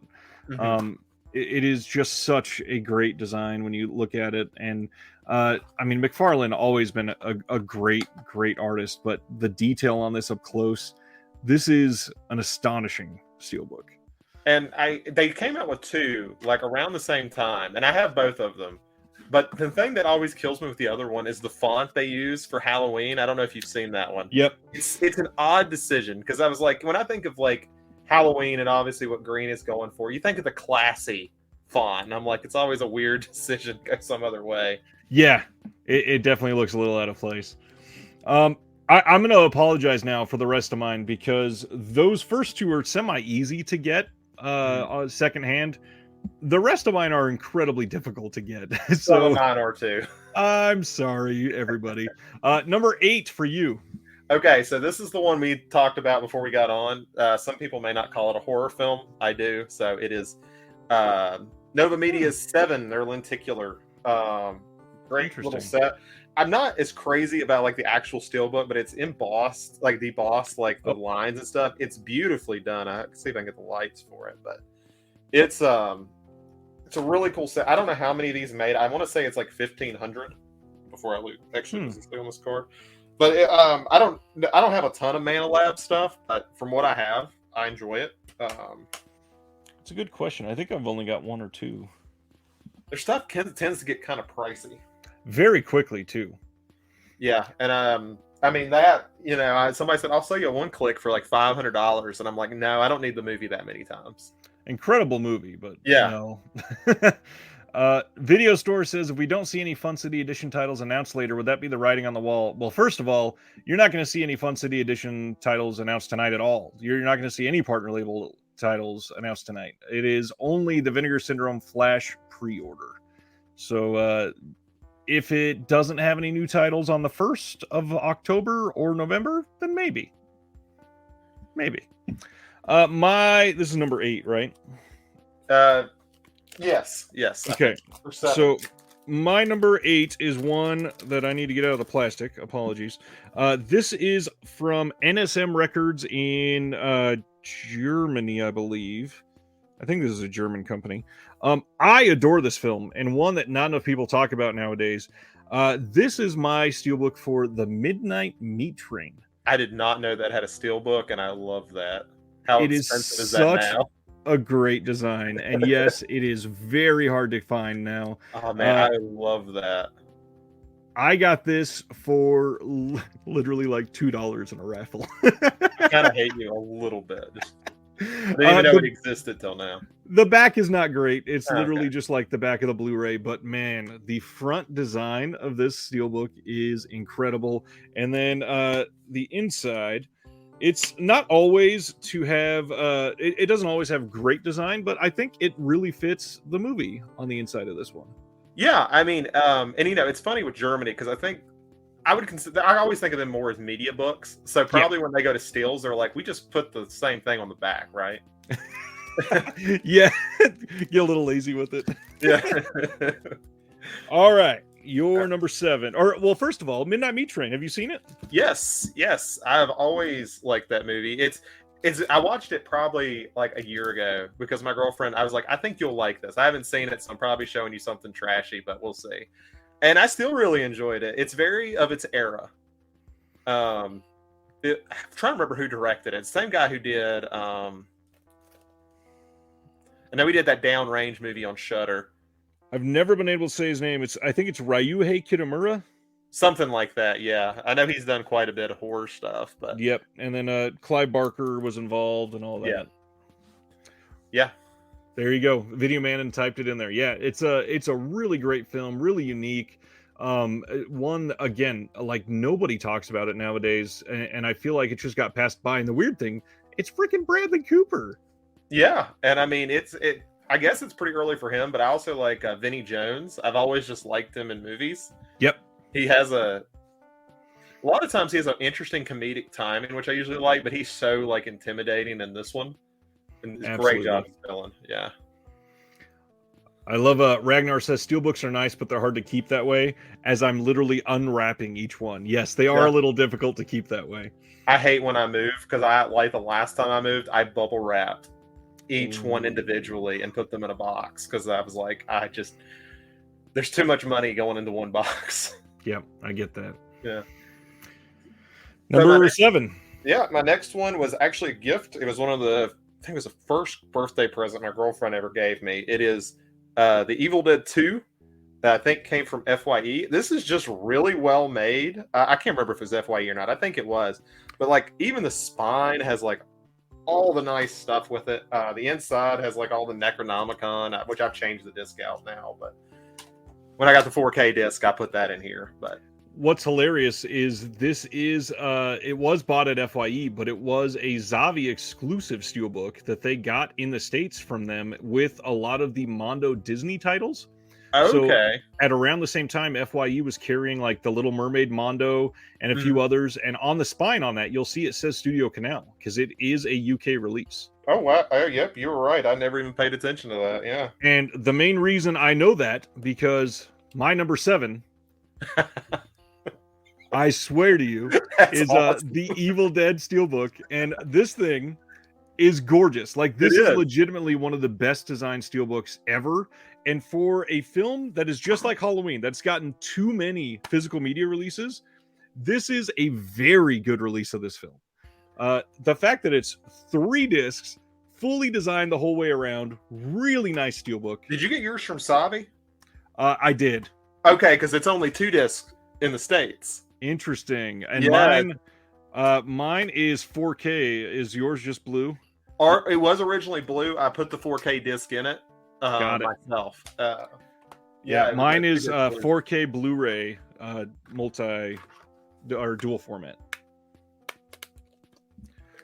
Video Man says, did I check out the Norwegian distributor I sent you on the email? They're releasing a cool edition this November. I did check it out. I need to go a little bit further. I couldn't get the page to translate properly. I gotta be honest. I also sent it to Sardis, who's in the chat, and we've actually both been looking at it. It's a pretty cool website. Thanks. So that was also my number 7. So we're up for your number 6. My number 6 is actually my favorite Romero film from Arrow Video. It is Day of the Dead. Nice. This was one of my grails for a long time because of how much I wouldn't buy this movie. I was like, I'm not buying it until I can find the steel for it. Yeah. And I guess some people might think it's kind of lazy to just use the original cover art.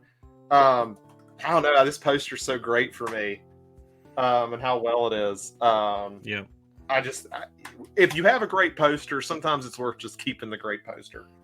Yeah, I would agree there fully, and I hesitate to say it's my favorite Romero film, but it might be like it's my favorite of the Dead series. Yeah, I think it is easily the best. That was not always the case for me. I used to think that Dawn of the Dead was the pinnacle, but growing older, I feel like I've appreciated Day of the Dead more and more every year. Dawn just has so much more action in it, and I think that it's easier to watch. Like I'm going to go see it Halloween. Super excited to see it in 3D. Nice. But I don't know. Day has just got this like very calm energy to it, and so when everything kind of breaks away, it really, really hits because you've waited so long for it to happen. Yeah, and the dialogue in Day of the Dead is just so perfect. Choke on it. I feel like Night and Dawn, they're missing that perfect dialogue. They're very much like they're living and dying on their situation, which isn't a bad thing. Still has great characters in it, but they're situational movies completely. I mean, they're in control for the most part in day, or at least they feel like they have control. Yep. They're in a situation they believe they have. I agree. Since I had one the same as you, I'm going to put up the one that I had as my honorable mention. That's so fair. I'm going to show two in a row. You showed an Arrow one, and it reminded me I should show this one. I adore Vincent Price, and what Arrow did with the Vincent Price Steelbooks is remarkable. So the first thing, this is Theater of Blood, and it is a sideways printed Steelbook, first of all. And the design on this is gorgeous, but then you flip it over, and it gets even better. Oh, that is awesome. And I have never seen that one. They did, I think, 3 or 4 of the Vincent Price films on the sideways Steelbook, so that you can show them like this way, and they're all really well done. But this is my favorite of those. I can never decide how I feel about sideways Steelbooks sometimes, because I'm like, they're super cool, but they don't match anything. Because I think I almost got Angel Heart as a sideways steel from Savi years ago, but now Best Buy put it out, so I'm glad I waited. I agree. So then my number 6, this is one I haven't checked. You may actually still be able to get this one cheap. And technically this is a metal pack, not a Steelbook, which I normally hate. But I'm going to tie it into your Romero. This is one that I just love the film so damn much. And it's got the original poster. And it's also a Romero film. It's Creepshow. Oh, that one's awesome. And it is gorgeous, but this is a Steelbook from Spain. This is a Spanish Steelbook, and the only reason I have this showed up on sale on Walmart.com. I got this for $27 shipped. I want to know the story of how Walmart got their hands on that. Right? And opening it up, it's not just a Steelbook. They've got full-on art pages in here. That's a nice release for Spain. Like, they're kind of infamous for making a lot of bootlegs of stuff. So, that's awesome. And it even has all the old EC Comics art on the inside. Is that a metal pack? It is a metal pack. Okay. So the big difference, when you open a metal pack, there is no spine there. And what's odd, when you close it, it looks like that. But Spain included a spine magnet for it, so I could hide it with the Creepshow logo. That is such a cool fix for that. And I'm surprised. $27. Yeah, like that's worth 27. That's a great movie anyway, but that's awesome. So yeah, you guys, if you want it, you may want to check Walmart.com. I took a gamble when I found it, and it showed up in perfect condition. I mean, sometimes things are supposed to sell for $105 and they show up for $23. I don't know what you're talking about. Never happened. I'm going to keep the Arrow train going. I actually had 2 from Arrow. Nice. This is my favorite one. I adore this one so much, just for a lot of its subtlety. Ooh, and it's Blood and Black Lace. Like, I love the way the title is just kind of subtly on there in the light. Yep. It is just so well done. It is my favorite Steel Arrows ever done. And they actually have the original poster art on the inside, which I think looks great. Plus, it's just a great Bava film. So incredible. I'm sure a lot of people here have seen it, but if you haven't, for some reason, checked out Blood and Black Lace. And sadly, now very out of print. Even the standard release is out of print. Yeah, and I guess, it's in the Bava set that Arrow put out too. So I technically have 2 copies. So sorry, everyone. That Bava set cost me some money. That Bava set with the book is very pricey. Yeah. Video Man says, do anyone think VS will release sidekicks? I see many think so on YouTube. Video Man, and I think that's kind of been confirmed by another company. They've pretty much announced that VS is putting out sidekicks. I don't think it'll be announced tonight, but I do think that we will get that announcement soon, like in the next 90 days or so. What are we on? 1, 2, 3. Number 5. Number 5. I have 2 layers of protection on this one. Oh, I've man. got Steelbook protector and a little bag. I'm going to leave it in the bag. This is another one that just has the original art, but the reason I just dropped it, the reason I love this one, this is the second sight Steelbook of the Return of the Living Dead. Oh, I hate you so much. Oh my God. This is the only Blu-ray release in the world of the Return of the Living Dead that has all of the original music. and that's all because like the Dam don't have like rights in the UK, so Correct. Second Sight's able to get away with it, which And oh, no one else has released it fully intact. So yeah, it's got the original poster on the front, and then just like the one that I just showed, that is printed on the back of the steelbook. But as let me see if you can see it. It is a little bit like reflective. yeah, in looks some of the art. It's a great looking. Like Second Sight did. I'm trying to think of all the steals they did. They did a Texas Chainsaw one years ago. Yep, they did a Texas Chainsaw one. They did a Piranha steelbook. I didn't know they did Piranha. They, in fact, I might be able to grab that. Let me see. Right here. I bought it used. Oh, that's a cool one. For $7.99. And yeah, this is the newer Piranha film. This is not the original. Oh, okay. It's an interesting one for him to do. Yeah, and I got this used in a shop here in Kansas City, and it was literally sealed. And I imagine that goes for decent money online because I never looked. $7.99. Yeah, I mean, I'm sure it's worth more than $7.99. Let's see. Video Man said, "Is that the Spanish release of the Return of the Living Dead? UK, Second Sight." Yeah, this is a pretty special release because of that soundtrack. All right. Well, mine's going to be a little disappointing after you showing up Return of the Living Dead. But this is from Koch Media. I think that's how you say it in Germany. It is a movie from 2017 I absolutely loved, which was Revenge. Beautiful steelbook. Like, it is very colorful, and it matches the film for anyone who hasn't seen it. It's a very colorful film. The inside's probably a little plain, but, you know, I'm not buying it from the inside for the most part. Besides the disc, but great release. Have you seen Revenge? I not only have seen Revenge, I've seen Revenge probably 5 or 6 times, and I think I own it 5 or 6 times.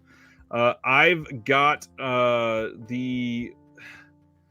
who put it out? I think there was a UK release of Revenge that is a pink and blue steelbook, and I like it a little better than that art. And I've got the Second Sight. Nice box set of Revenge. Love this movie. So I've got it literally 3 or 4 times. And I would say to people who are kind of nervous, like, well, revenge films kind of make me uncomfortable. This is about the most tasteful one you will ever find. And there's a lot of blood. Yeah, like this is if you're uncomfortable because of like sexual assault and stuff, it's about as short and tasteful as it could be. Video Manon wants to know, who is Titans of Cult? Is it a company? I have some of the releases bought through Amazon, but never know who the distro company is. They're literally just a packaging company. They do it through Warner, and I think they get Universal titles now. So yep. So yeah, it's not somebody that is gonna be, you know, as big as any of these other companies like that. My number 4, this is probably, other than the first couple I showed, the most like mainstream of these releases. I just adore this art. I think that this is one of the best pieces of art on any steelbook ever, and that is the comic release of Tucker and Dale versus Evil. I have that one. That is great. I bought it at Walmart of all places. Same. It was a Walmart exclusive. Nice, plain, clean on the back. And then so they've got a black and white version of the art on the inside.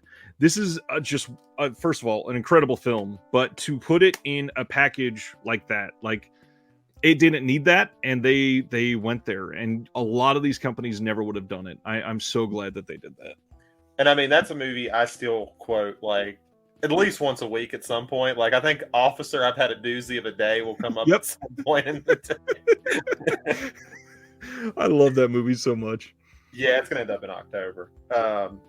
So my number 3 is one where the release is so nice it has kept me from buying their 4K release, which is going to be Synapse's Suspiria steelbook that they released. It is such a gorgeous release. I can't even put in words how much I love it.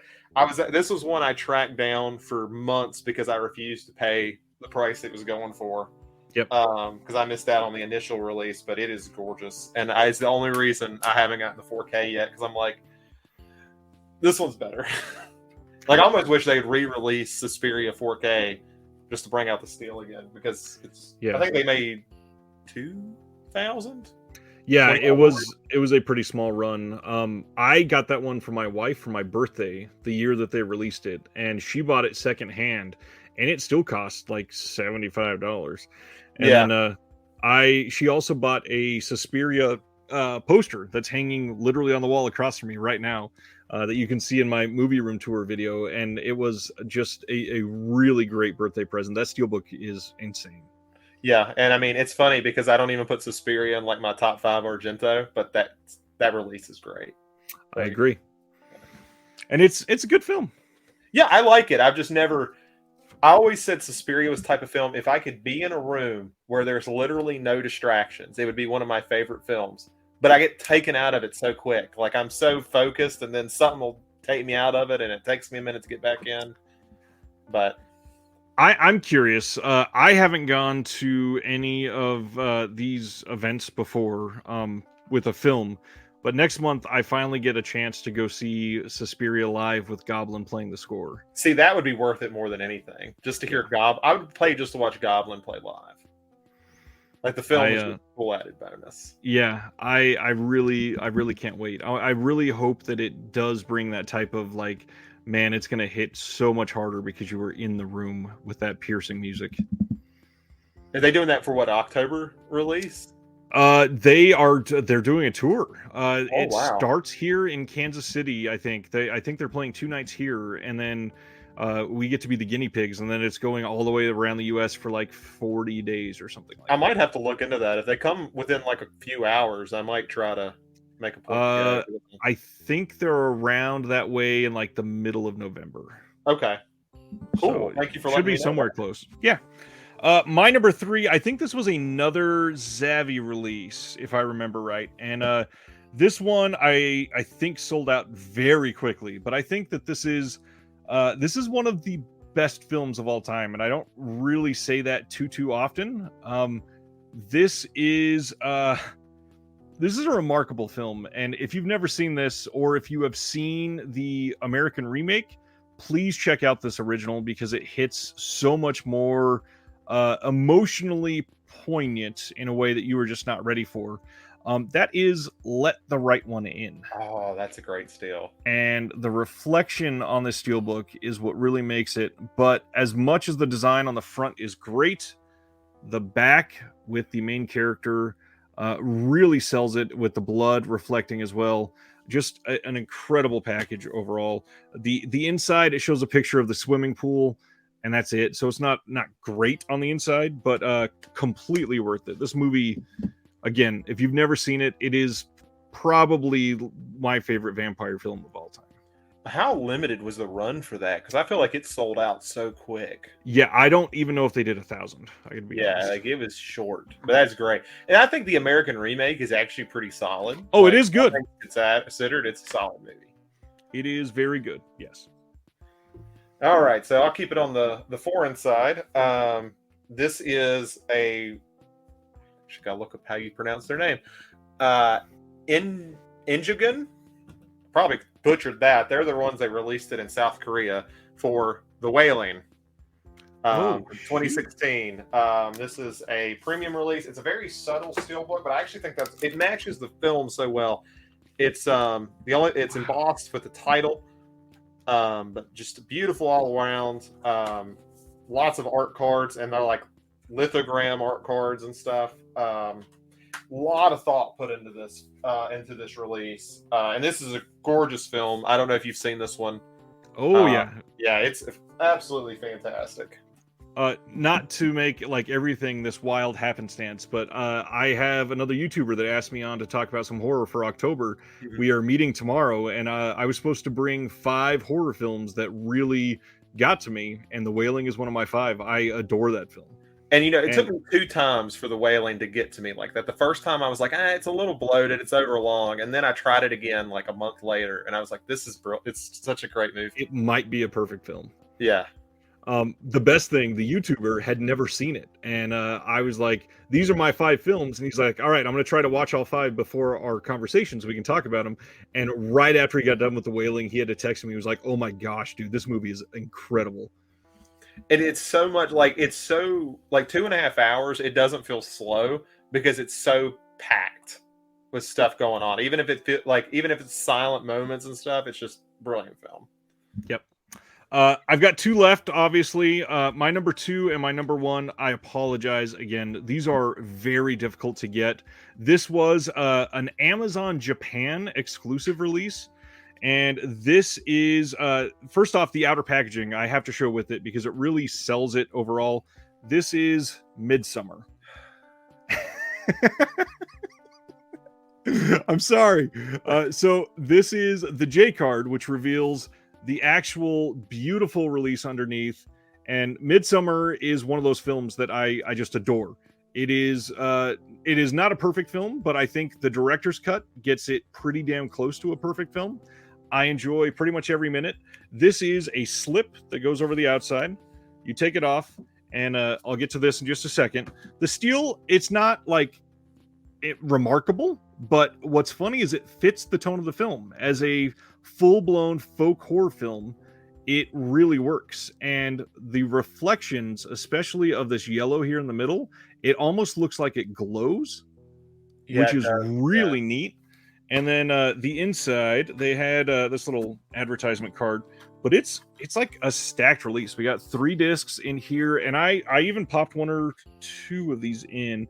This is a Blu-ray DVD, and then I believe another Blu-ray of special features, and like art from the film behind it, and even disc art that is from the film. Like really well made. Disc art? That's unheard of now. Yeah. And a scene from the film, but then, like I said, this little like parchment that came with it. So this is designed from the film, even as little art on the flap here.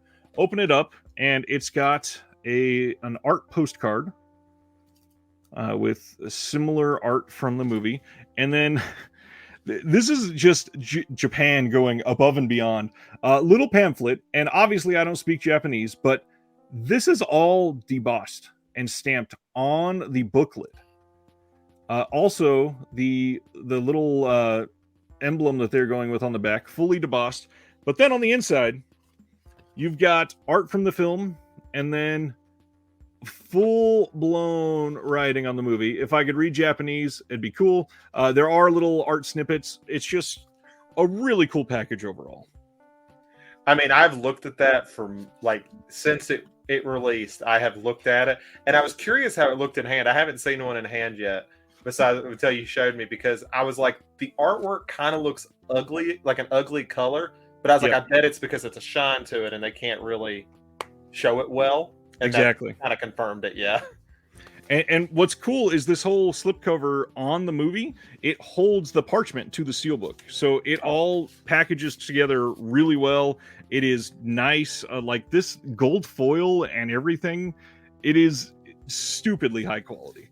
Yeah, I mean, it looks great. And, I'm always hesitant with Japan releases. The only one I have, and it's not a steel, but it's their Dark Star release they had for Carpenter.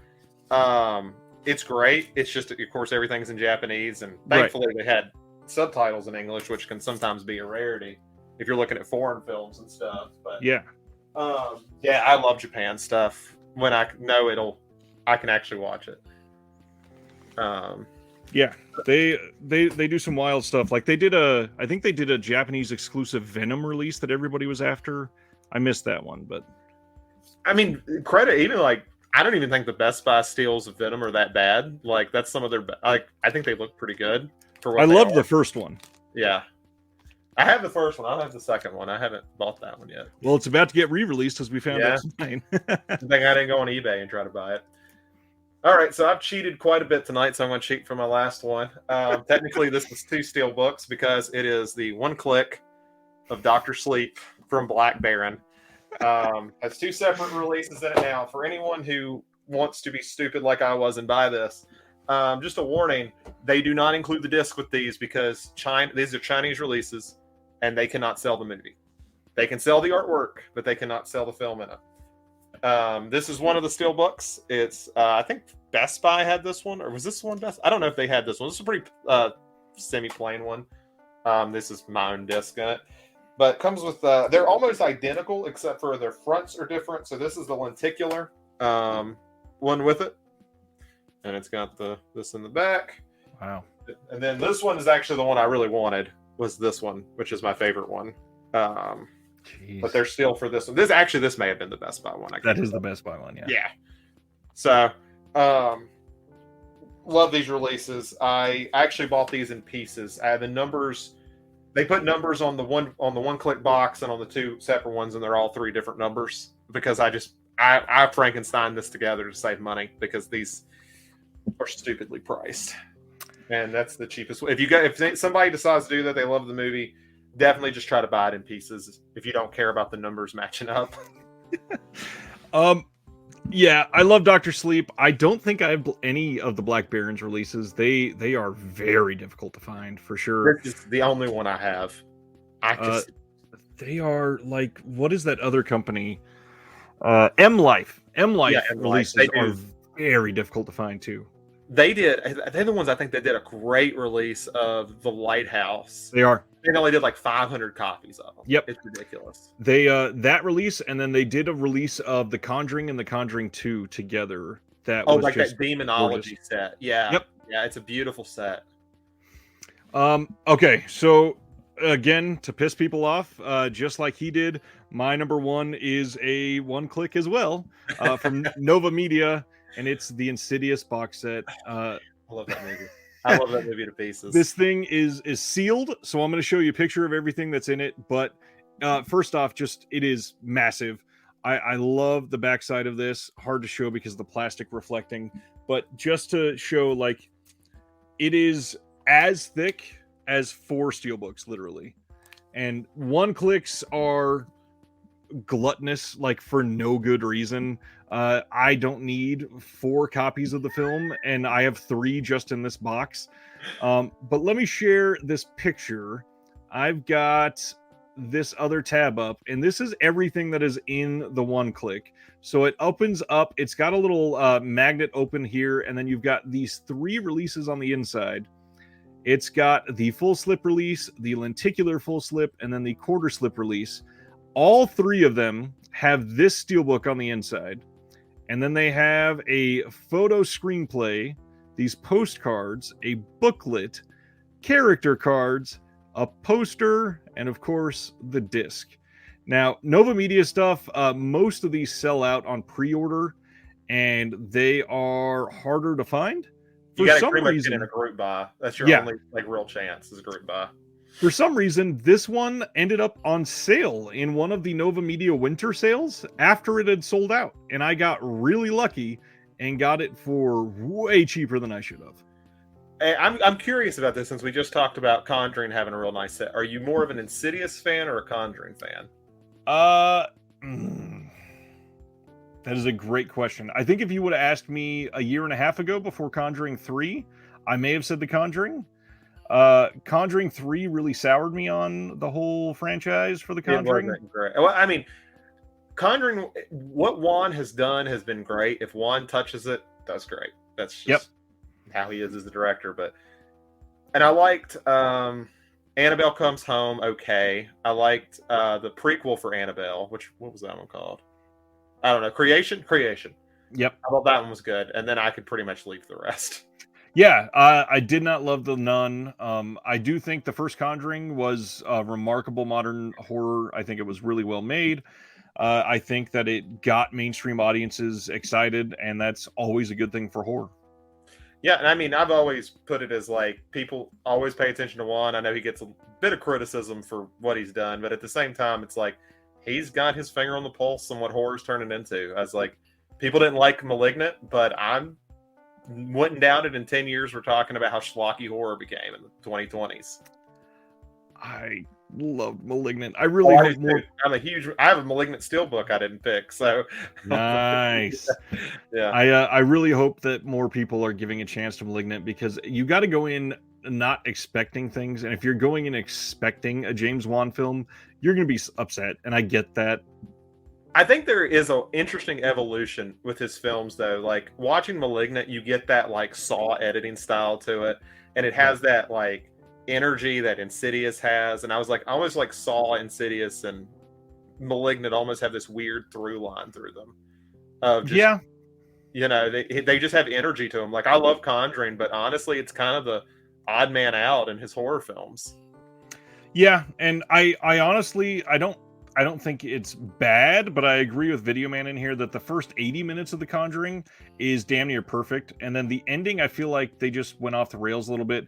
And I understand with horror, a really solid ending is difficult. I mean, like the most popular cliche horror ending now is like from Carrie, where we're about to leave, so let's have a little jump scare coming out of the grave and grabbing you, or the Friday the 13th, Jason's alive in the lake, it's a dream. Like, I don't love that. The last little bit of The Conjuring, they went places they really didn't need to.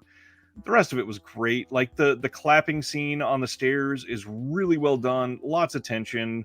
I just wish that wasn't in the trailer. Same. Like, that would have gotten me so good in the theater. Same. But I knew it was. And speaking of Conjuring and Steelbooks, horror Steelbooks, the one I think Savi put it out has a beautiful one where like the noose on the tree is embossed. Yep. I was like, so simple, but it's a beautiful Steelbook that goes for a stupid amount of money now.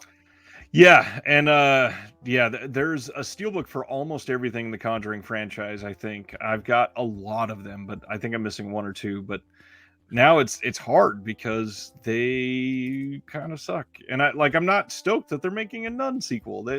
We don't need one. Yeah, and I mean, at least like, I didn't like the first Annabelle, but I gave them credit for going in. They got a good director to make Creation, and it was kind of like a Ouija 2. Yeah, the first one was terrible, but at least they got a good director to come in and fix it. Exactly. Completely agree. The Annabelle, I guess you can call them sequels. One's a sequel, one's a prequel. They're genuinely way, way better than the first Annabelle film, and it's not even like remarkably close. Annabelle 3 is a better Conjuring 3 than Conjuring 3 is. Like, 100% agree. Yeah, I mean, you still get Patrick Wilson and Vera Farmiga, and they're great in it, even if they're smaller roles. But it's like, they're nice that they're there. Yeah, I think Conjuring 3 got a little like soap opera-y for me, and I did not need that one bit. All right. Is it time for Vinegar Syndrome stuff? Yeah, we got like half an hour before release, unless it's like earlier this month where it was like, it will release at 1 a.m. It was so odd. Release at 2 a.m. So odd. Okay. All right. I am going to share the Instagram post I made again about tonight's sale. And now it is time to start like the speculating and guessing and discussing what we're going to get tonight and why you should flash pre-order. So we're going to go through some of this. First off, if you have not, I did put up a video for last year's flash pre-order. They are pretty much always the same other than what they reveal. They used to not reveal as much, and now they seem to be like, here's 4 or 5 titles, and we're going to keep 2 of them a mystery, and that's it. So they are probably going to show a lot tonight. Just keep in mind that there will be at least 2 titles that you don't know what they are. This is going to start at 12:01 Eastern tonight, and it will run through Sunday at 11:59 p.m. In addition to being able to secure your copies of the 4 Never on Blue and in a couple cases Never Legally on Disc slashers, 3 of those will comprise the next installment in the Homegrown Horror series, and 1 will make the leap from VHS to UHD. You'll be ready to stag the next brutally violent and action-filled Hong Kong spectacular. Finally, the 4th VSU, a huge and totally essential late 80s face-bashing studio classic, will be ripe for the picking in all its 4K glory. So the options tonight. During this weekend, you will be able to have 3 different options. You can get everything, which will be the entire package with the VSU, the entire Black Friday package, all of that together, including the mystery titles. Or you can get just the new VSU, which if you're a subscriber, that will not be included in your package. So that's one that you'll have to order by itself. And then the third option is that you can just get the 2 secret releases. I don't know why people would go for that one. But, if Vinegar Syndrome can be pricey, and it's like, man, I don't know if I could sit there and pay. I don't know how much it's going to be, but it's got to be like $65, right? Or something around that. It's probably around 55 or 60. Just to get I mean, I love Vinegar Syndrome, but to probably get some pretty shitty films. Just to roll the dice. Yeah. We'll probably get a couple hints about what those are tonight, but I won't count on those being super clear necessarily. Yeah. And then if you need even more reason to be excited for this Flash pre-order, remember that by pre-ordering now, you'll be saving money compared to purchasing the same titles during the sale, and your Black Friday order will be the first to ship following the subscribers. So, lots of people are looking at this one, just like Griff, and thinking that that is MS-45 or Miss-45 or however you want to pronounce it. That'd be great. It would be great. I don't think it's that. Because they haven't done any of the old draft films, have they? Not at all. I didn't think they had them. I do love that film. I think it would look great on 4K. Genuinely, I would not be upset if I, as a subscriber, were getting that one. I don't think it's that one, sadly. I mean, as well as they did on Thriller, I'd be all for it. Yeah, completely agree. Completely agree. So tonight, we are going to see the Homegrown Horrors box set, and one of them we know is Moonstalker. That was a release that was put out previously by Code Red, and we are finally going to get a new updated version of it. It will be on Blu-ray. It'll probably have some updated features, and it will have 2 other Homegrown Horror titles with it. And from the sound of this, we are also going to be able to see one of the Hong Kong titles, and what they are calling the next brutally violent and action-filled Hong Kong spectacular. I'm super excited to find out what this one is.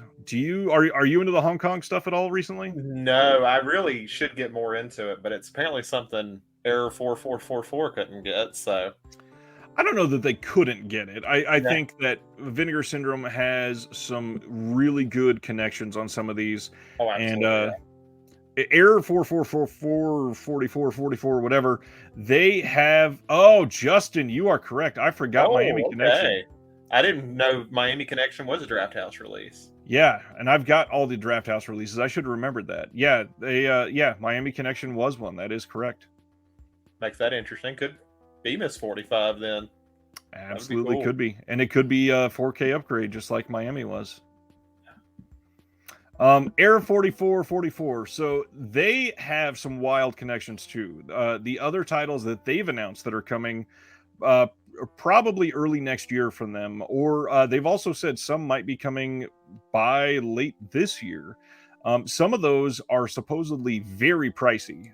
When I posted those announcements, Jared from Mondo Macabro commented on my post and said that he tried to go after those 2 titles that they were announcing, and they were around the same price as what the Suspiria license cost. See, and I'm sitting here thinking, I was like, I mean, you've talked to them too, young guys, super nice. I'm like, are they just cutthroat businessmen? I didn't realize when I talked to them. Right. God, you wouldn't expect it, but good for them because they're great guys. So I mean, either that or they genuinely just have really good friends over there, because you would think that people with labels that have been around for literally decades, like Mondo Macabro has been around forever. Yeah. A lot of people don't understand how long Pete Toombs has been around, wrote a book called Mondo Macabro, and has been licensing titles seemingly since like the dawn of time at this point, and he is still going strong with Mondo. They got quoted Suspiria license level prices, which for anybody that might be out of the know, Suspiria supposedly was like $100,000 to license, which shocking. First of all, to get a title like that. Most licenses for titles that we're putting out, you know, I've only got Steelbooks and some other releases like Imprint. I've got their release of Things to Do in Denver When You're Dead. This probably only cost like $20,000 or $25,000 for the license for this. $100,000 is a remarkably high price. And I was just curiosity did the math because for Synapse, when they did their Steelbook, they made 2,000 of them. I think they sold for $55 online. They had to have sold 1,800 of them to break even. So all their money of making on that film has been on the 4K, because that doesn't even count for costs to make it. Well, and the shitty thing, that possibly could have been another contract. Yeah. They Oh they God, did put out a standard release of Suspiria on Blu-ray, so a lot of that money also came in to help cover costs. But that 4K release could have literally been another full licensing price. man, that would be because I don't know how much they would have made. Like I'm sure to them, what makes the money is it brings people to their site. Right. Popcorn, great movie, doesn't bring people to their site. Suspiria brings people there. That is very true. And they've been stepping it up. I mean, they've been partnering with Arrow to put out some of these other Argentos in 4K in the States. Intruder, another great title that they put out years ago that doesn't get enough attention, that isn't going to bring people to their site. Even something like that other Massacre High. Mm-hmm. Great movie, but nobody, well, I won't say nobody, there were a handful of us that were very excited about that movie coming out, but hardly anybody went, oh my God, I have to go buy this right now because they are finally releasing this. And it was so well done. I really want them to do opera. Like, that would be my dream. Give me opera. We heard earlier this summer that there were going to be 4, I believe it was, Argento 4Ks announced before the end of, I think they said summer or August. We never got any of them.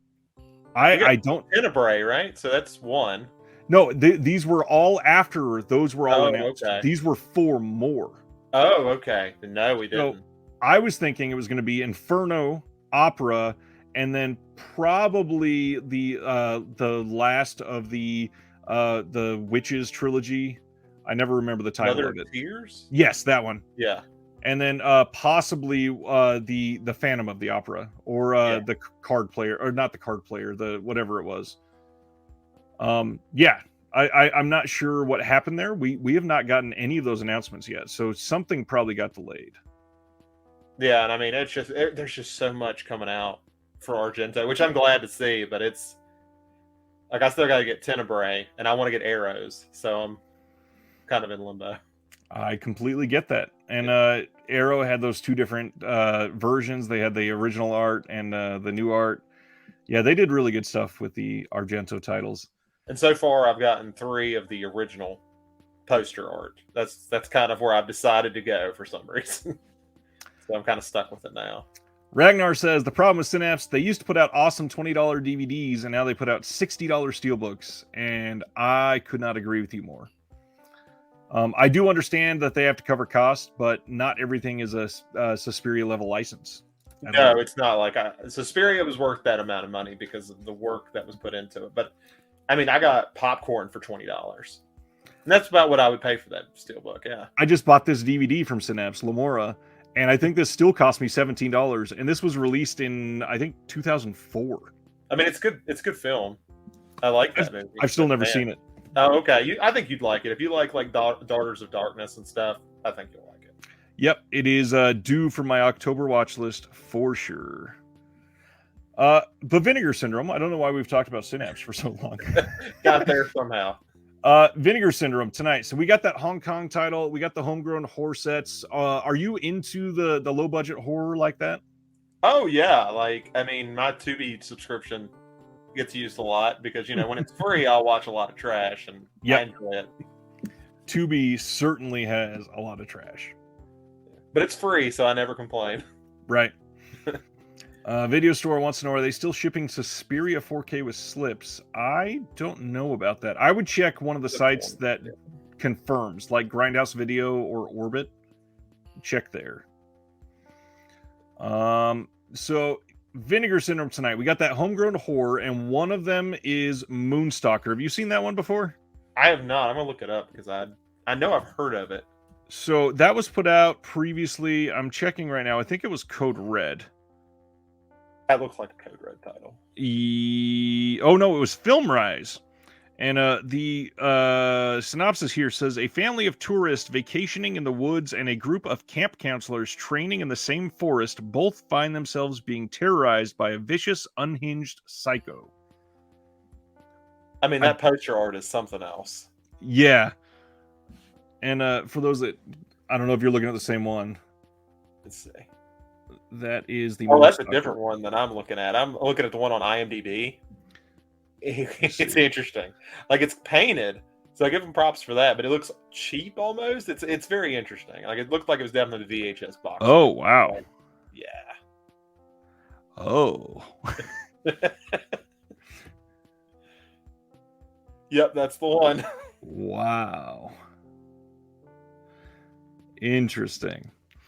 Yeah, I believe that's supposed to be part of the Homegrown Horror set. So when we get that announcement, we should be getting the other two titles that are in that. Did you happen to pick up the first Homegrown Horror set?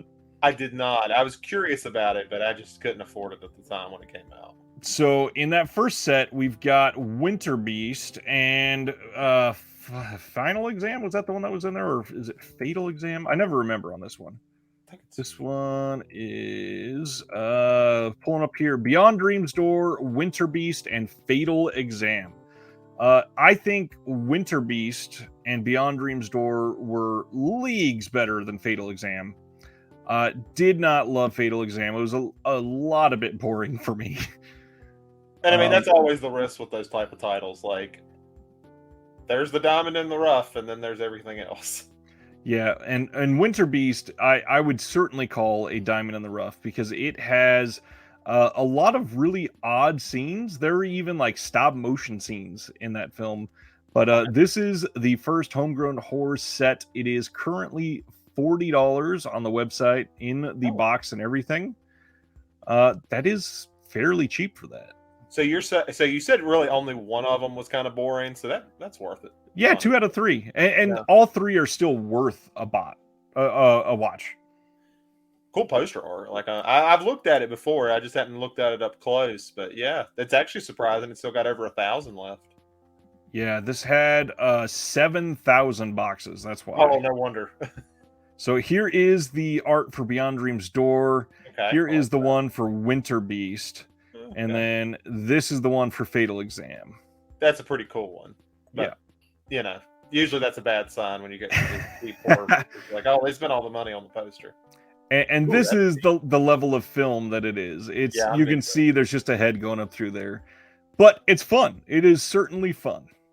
Yeah, I can watch that. Yeah, I might have to pick that up on their Black Friday sale.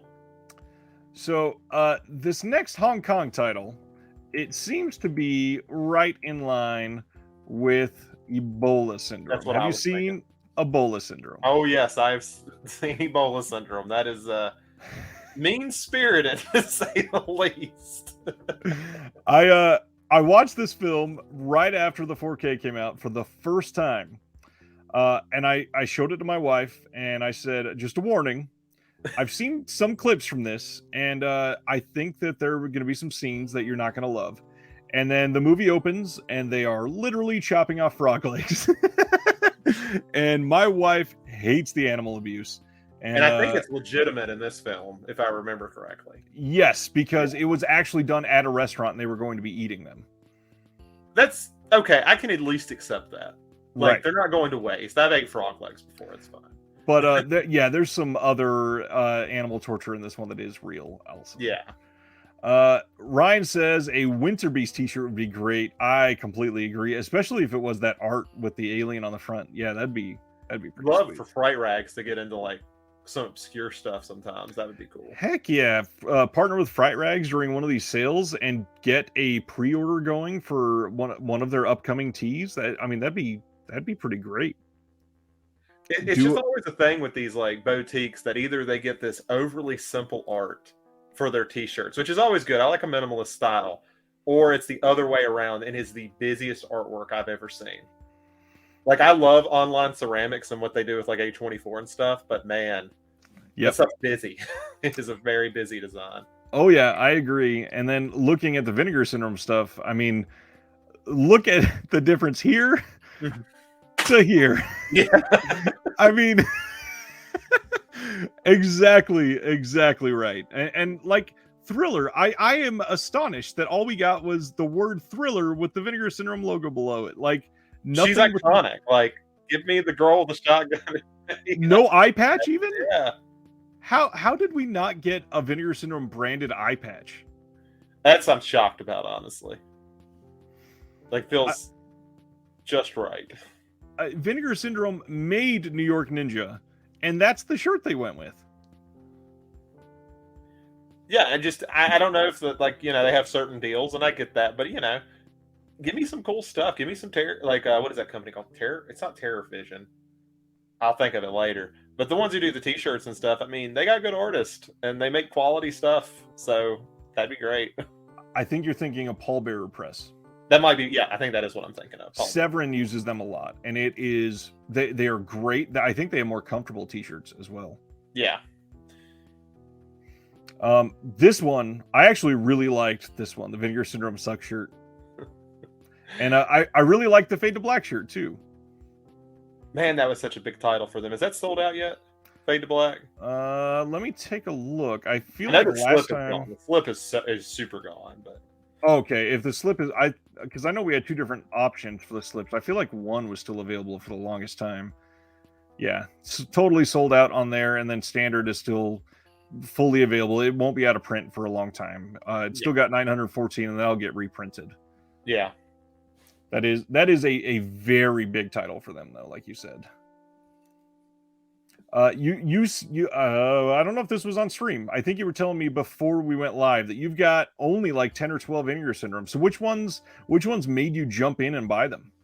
I'm trying to look and see what my first one was. It was during a sale, and I'm trying to remember the YouTuber's name. I want to say his name is like Mr. Chaos. He got randomly recommended to me because he has access to the site when it's down, and so he's able to go in and look at like how much is available. He recorded the site before. Okay. Is that what it is? I wasn't sure how he did it. I've only seen that one. I was like, oh well, that's cool. So we can see like all that, and it started looking at the titles, and I was like, oh, this is neat. And I think I jumped on Beastmaster. May have been my first title. Yep, that was their first VSU. And then Luther the Geek, I think, was the other one. Nice. Yeah. Speaking of VSUs, there's been a lot of guesses thrown out. This one says it is a, let's see, what are the words they used? Totally essential late 80s face-bashing studio classic. Have you seen the guesses for this one? I have not seen any of the guesses.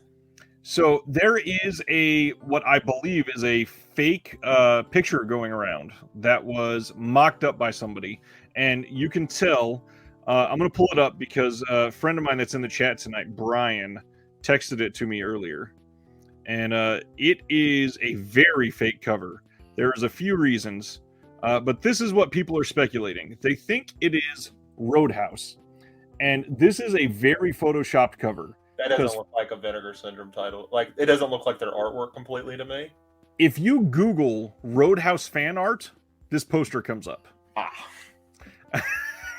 So somebody took fan art and took an old 4K announcement and then put this fan art underneath the fingers. But people are still thinking that it's going to be Roadhouse because it fits the clues. But doesn't Shout still own that? Like, or they not do that anymore? It has been out of print for a couple of years now. Okay, I knew. I was thinking of Road. Yeah, I remember it used to be at Walmart. It is the title. Yeah, Shout had Roadhouse, and there was, gosh, I think it was about a year and a half ago. It randomly showed up at Walmart for a couple months after it had been out of print, and it was like $10, and a lot of people bought it. But yeah, it is full blown out of print. Can't find it anywhere in stock on any retailer. I believe the old MGM disc of it is available, but it's not a good remaster and it doesn't have the special features. But that's kind of the MOU this year. I mean, Vinegar Syndrome has put up a 3 previous Screen Factory releases that are now 4K, I think. They had the After Hours and Hospital Massacre double feature, which was interesting because they were both from Scream as a double feature. After Hours and Hospital. Not After Hours. What is it? It's Hospital Massacre, and is it not called After Hours? They did a double 4K for it. They did. I don't think it's Hospital Massacre either. It was right around here. Let me go to the next page.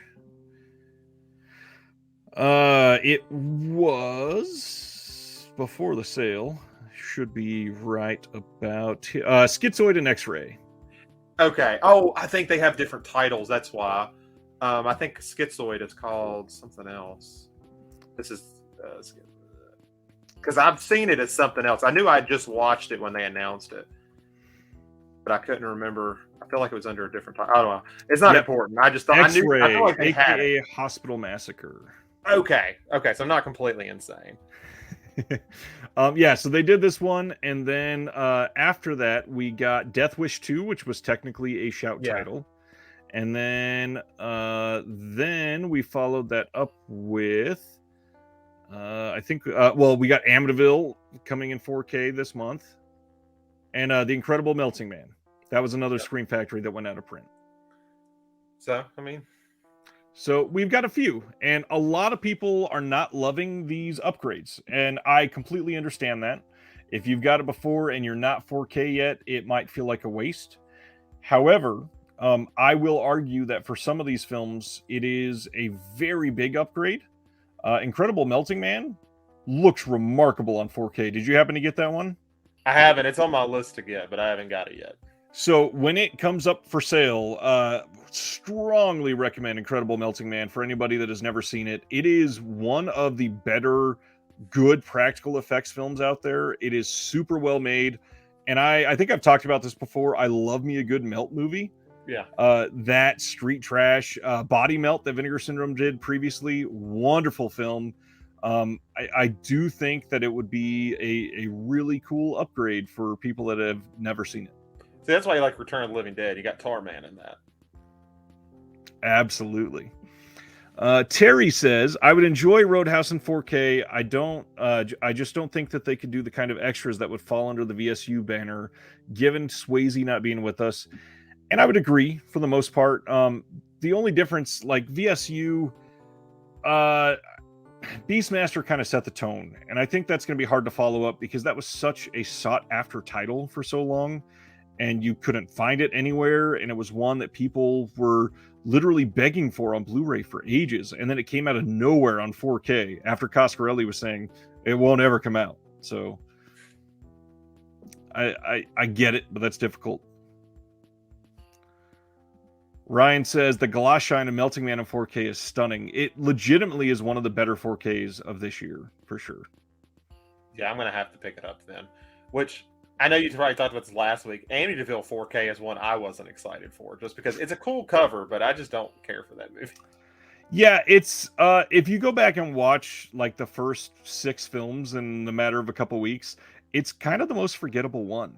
It is not I don't know, like it's got big names in it, obviously, but and it's got a couple iconic scenes, but it's not something that I really like. I'm excited to watch again. You know, I just think about like when things like what was the Amityville Vibrator and Amityville Thanksgiving come out. I wonder if the guy who killed his family just sits there and wonders. I never thought this would happen. Like when he starts seeing this, it's just ridiculous. Oh man, I know. Just recently, SRS Cinema put out that Amityville Karen. Yeah. I think there was a Amityville in Space film that came out this year, which is hilarious that it would be called Amityville in Space, considering what Amityville is. It's just the house, of course. Yeah, so that is floating up by Venus or something. Wow. So if it is Roadhouse, like it's one of those films that I think will look very good in 4K. But I can understand people not being super excited unless there is a whole lot of new extras, which like a making of doc could actually do pretty well for that film. And yes, we don't have Swayze, but it is one that I think there's still plenty of people around. Let me see. I've not looked at the casting. Would this be VSU 3 or 4? This would be number 4. Okay. We got Beastmaster, 6-String Samurai, and then the last one, the Cloak and Dagger. Oh, I forgot about Cloak and that's the one I couldn't remember. So we've got Patrick Swayze, Kelly Lynch, Sam Elliott. If they could land a Sam Elliott interview, that'd be awesome. That'd be incredible. Let's see. Julie Michaels, Red West, Jeff Healey. Not a whole lot of other names there. It was directed by Rowdy Harrington. I don't know anything else. He did Repo Man. Okay. Oh, never mind. He was just a grip. Wow. I mean, yeah, there's still quite a people around that, quite a few people around that they could speak to. I really hope it's not Roadhouse 2, Brian. I mean, I would almost appreciate just how baller that decision is to use like Roadhouse 2. And use that fan art for Roadhouse 1 as the box cover. Oh man. I just saw an advertisement again, so I want to say before we go even deeper into the Vinegar Syndrome stuff, for anybody that hasn't seen the trailer yet for that new Shyamalan film that got the first trailer today, it's called Knock at the Cabin, and it's got Dave Bautista in it and Jonathan Groff from Hamilton and Mindhunter, but also Rupert Grint from Harry Potter came out of nowhere. That movie looks incredible. I've always had this wonderful soft spot for Shyamalan, and I even like The Happening a little bit. It's not amazing, but it's fun. I root for Shyamalan so hard. Like, yeah, the guy is easy to make fun of. I've done my fair share of it. Of course. But, like, it's so authentic how much he tries. Like, he will swing as hard as he can, and it doesn't always hit, but it can, and it's awesome when it does. But, I'm always going to root for his movies because I didn't care for Old, but it's better than the comic book is, so credit where credit's due, so... Yeah, and I got to be honest, I think it's time for like a Shyamalan-assance. I would love to have Signs on 4K. I would love to have The Sixth Sense on 4K. It is hard when you know, like, it's the biggest known spoiler for any film out there for The Sixth Sense. That movie hit hard when it came out. It was such a phenomenon. And of course, The Village hasn't even gotten a Blu-ray release yet. Correct. And I mean, The Signs is my favorite. Like, I agree. I love Signs to death. Like, that's one I get a little irrationally angry when people make fun of it because I'm like, you're oversimplifying the movie. Yep. It's not just about the water. That movie is something else. And the cast that's in it, remarkable. Even Shyamalan does decent in it. That's another thing. I really wish he would stop being in all of his movies. I love that you love Hitchcock, dude, but Hitchcock was in there for 10 seconds. Right. He was in the background walking by, and you're the main doctor to save the day. Or the guy who runs over it's early in the movie. Runs over Mel Gibson's wife. Like, what a choice, dude. Yeah. So Ryan says, once we got Unmasking the Idols, Boone the Baboon, I'm holding out hope that Every Which Way But Loose and Clyde get a 4K. I could almost see that coming soon. What year is that? I haven't paid attention to that in a long time. And who put that on originally? Every Which Way. 78. Dang. And that's Eastwood, so that's gotta be, is it Paramount? I think that would be during his Paramount thing, yeah. Interesting. Yeah, I mean, maybe. I could see it coming eventually. I mean, if that got a 4K restoration, Kino would probably only give us a Blu-ray. Well, we are 4 minutes away from the reveal, and like we said, Homegrown Horrors, we got the Hong Kong title, we got the VSU. It sounds like that might be it for tonight, and then there's 2 mystery titles. You got plans to pick any of these up? Let's see what they are, to be honest. We'll see. Yeah. Really, my next thing from Vinegar is going to be TCM2, which I assume will be October 1st. Yep, we got just a short 9 days until that gets announced. I can't wait to see. Like, I found it a little odd, by the way. I know we only got a couple minutes left, but Amityville Horror in 4K. Like, I'm not excited about it, but that's a giant title, and it's just getting like a slit, and that feels a little weird.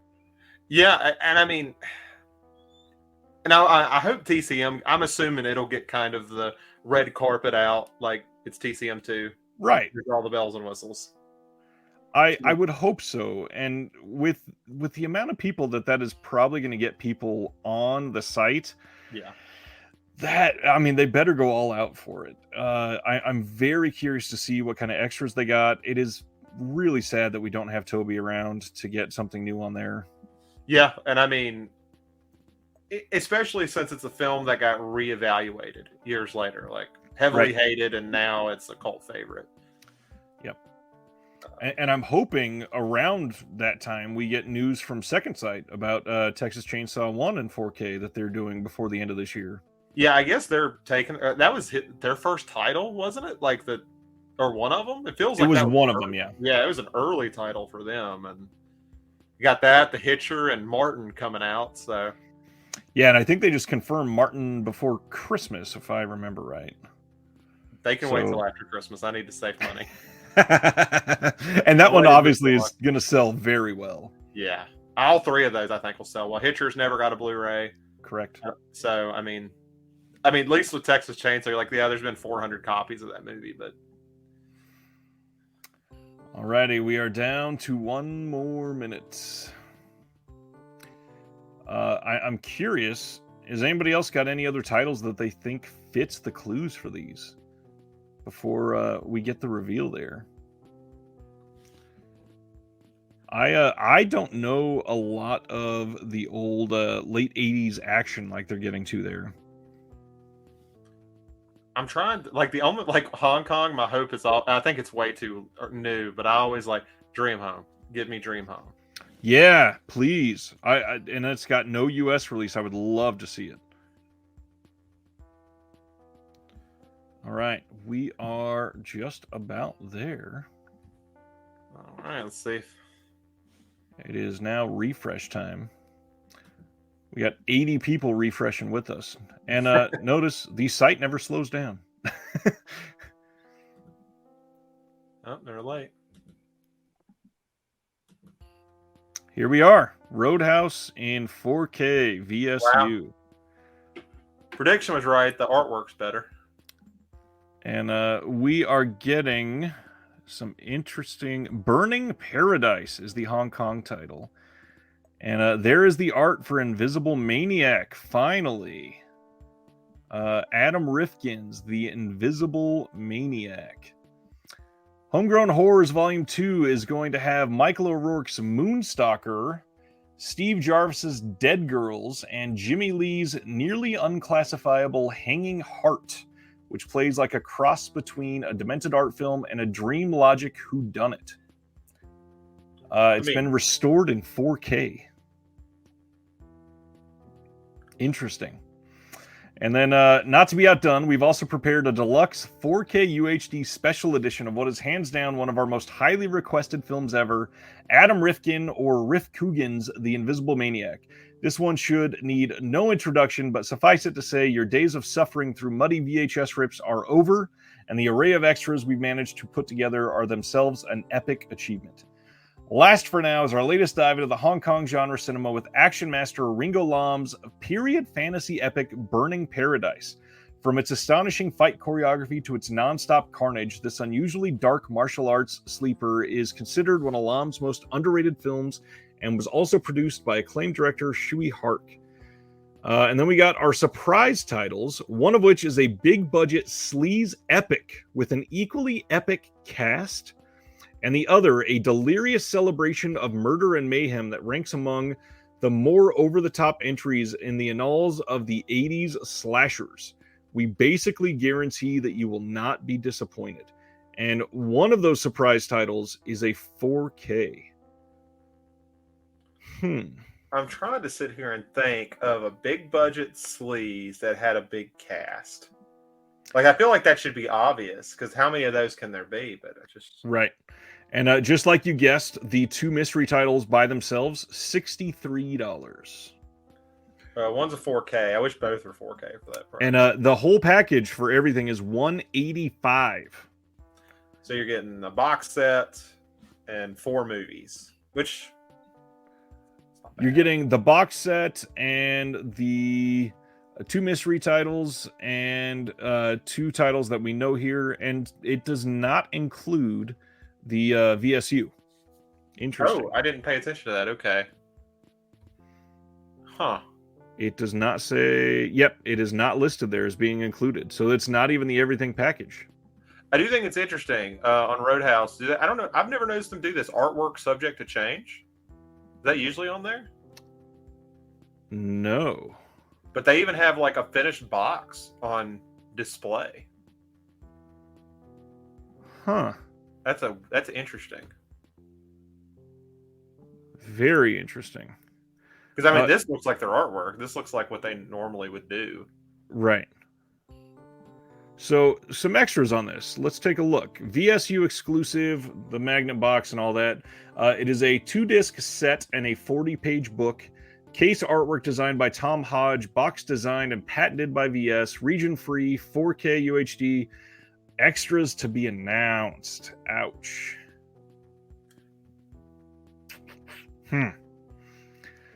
Anyways, we have not talked about some of the perks. So for everybody that do not know this, they turn off free shipping during the Black Friday sale. And if you order these right now and you qualify for free shipping, that covers you for shipping for the Black Friday sale. So you will not have to pay for shipping if you get free shipping right now. That is one of the biggest reasons to do it. And then your stuff will be sent before the just everybody else that's not a sub as well. Sandra wants to know, when do the VS subs end? They end on December 31st. So you are able to buy the titles that are up for order up until December 31st. Keep in mind, though, December will be a partner labels only month. So you will only be able to have the titles that are available then during the month of December. They will not be the Vinegar Syndrome titles. I'm wondering, it reached 900 for the price last year. I'm thinking it'll probably hit 1,000 or close to 1,000. I think that they're not going to have a choice but to go over, sadly. Yeah, I think that's one thing they don't, because that 4 digits just feels like it hurts a little bit more, even if it's only like $20. It's just like, ooh. Yep. $1,000. Usually, if you are a current subscriber, they give you a discount for the next year, and it's not small. It's like $60. Yeah. So I imagine that the price is going to be like $10.50. That way, subscribers can go, oh, it's only $9.90. It's still under 1,000. John says, weren't they to announce something new about subs? They never said that they were going to announce that this weekend necessarily. They just said that it was they were going to be talking about it soon. So let's see. It is live now. Is there anything else that would be new? We can check merch. Nothing new there. And people have been asking because their slip protectors have been out of stock for the longest time. And they are still out of stock. Ouch. Flash pre-order is available through Sunday night at midnight. And like it said, three options here. You got the Roadhouse VSU for 40, mystery titles for 62, or 185 for the whole Vinegar Syndrome package, not including the VSU. So I'm trying to think of cost-wise. So we already see the 2 mystery titles are 63. How much was that box set for Volume 1 when it first released? For the Homegrown Horse? Yeah. I think it is. Let me look up the first one. I think it is 60. Oops. Typing the word home shows it to me, but homegrown does not. Yeah, so surprisingly, it's on sale for 50% off right now. I don't know why. I think it was 60 upon release, and it is available for 40 now. 80 is the full MSRP. So you're looking at that, and then you got the 2 titles. They probably go for 34 a piece. So it's a good deal. It's a solid deal if it's enough there to entice you.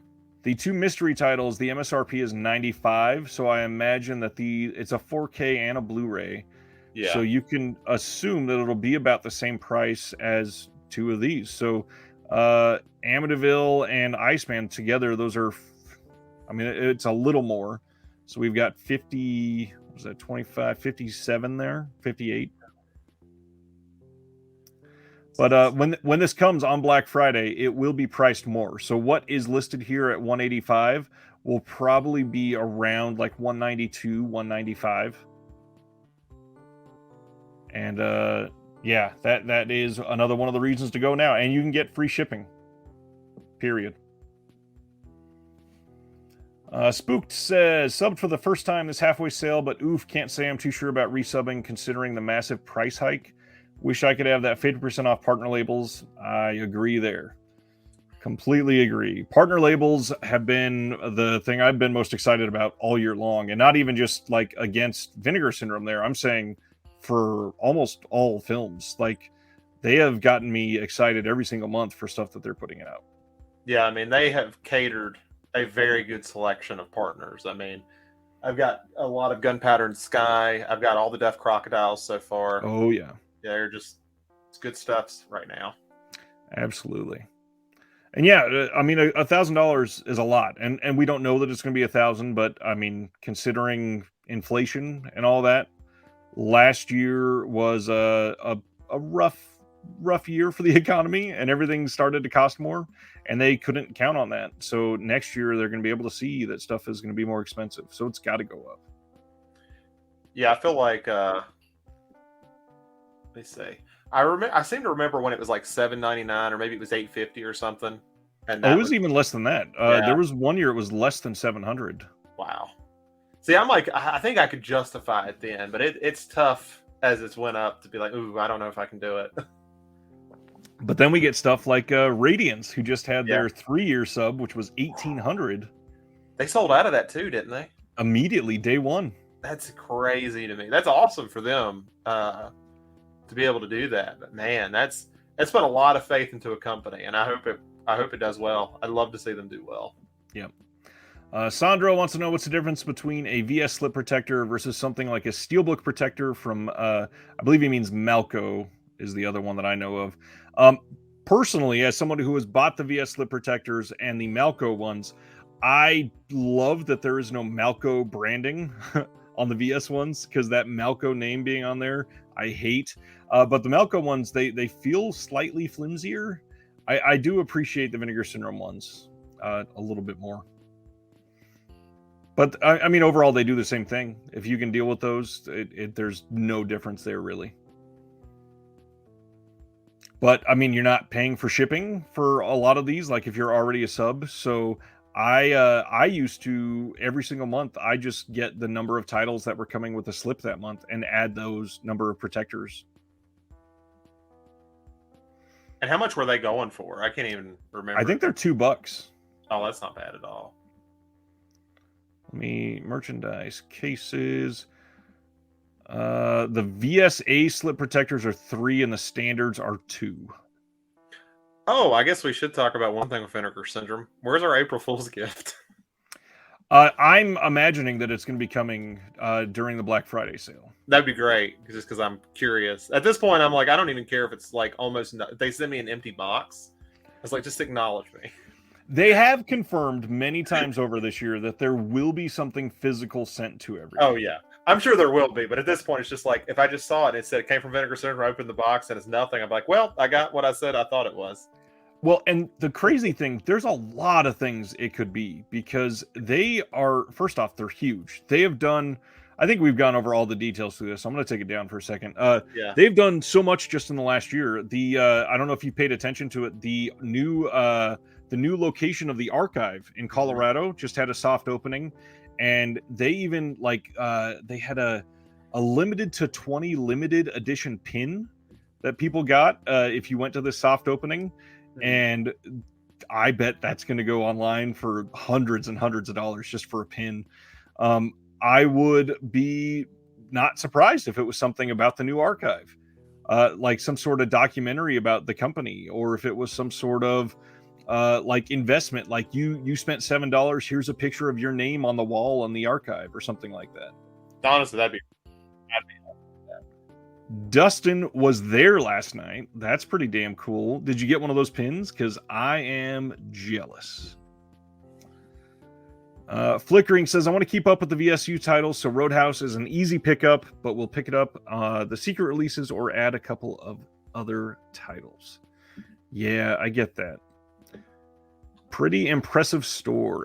And the pictures look great. I would love to go to the one in Connecticut, but that's a bit of a drive. Has to be something with the Invisible Maniac release, right? I don't know. Wow, Dustin got one. Number 4 out of 20. That's awesome. Whoo, Stefano bought the Radiance American package. Nice. You'll have plenty to watch for the next 3 years. And I think it's guaranteed to be at least, I think it was 72 titles. And for, I think the US one was 1,200. That's not a bad price, really. No, I mean, and it looks like they're doing, like they had I can't remember the name of the title now, but it was a Giallo title that hadn't gotten a release before. Yeah. So that was pretty cool to see that. Yeah, they're going to be doing some pretty fun stuff, it looks like.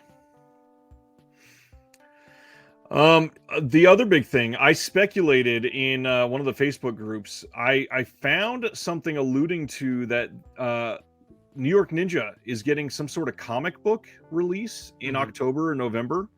And I posted, hey, I just found that this is coming out through someone else, and maybe we're just going to get a copy of it. And Justin LaLiberty went and replied and said, no, it's not this. It was nice for him to at least deny that, at least. Exactly. And it would have been a perfect thing, because I think they were selling for like $10. So it would have been really easy just to throw that into your box. Would have been nice. Let's see. Other things that could be coming up. I mean, we've got Roadhouse. We've got the mystery titles. I don't think... Did they have other clues listed here? The first one was just the epic sleaze with a big cast. And the second one was... they said annals of horror or something, and the first thing I thought of is, like, I always remember that word from the first Texas Chainsaw Massacre, so I was like, is it something from that franchise? But it doesn't match anything. Yeah, probably not. So here it's worded a little differently. They say, we saved the weirdest and wildest films as surprises. This upcoming set will be no different, including a film that has joined the ranks of legendary "How did this get made?" with these people starring in it exploitation epics instead of sleaze. Okay. And the other, the crazy debut film from a director who clearly loved the slasher and giallo genre as much as we all do, resulting in an effortlessly entertaining slice of murderous perversity. You really can't go wrong. Like giallo and horror in the 80s, Jesus. Does not narrow it down. No. But the debut film sort of does. Yeah.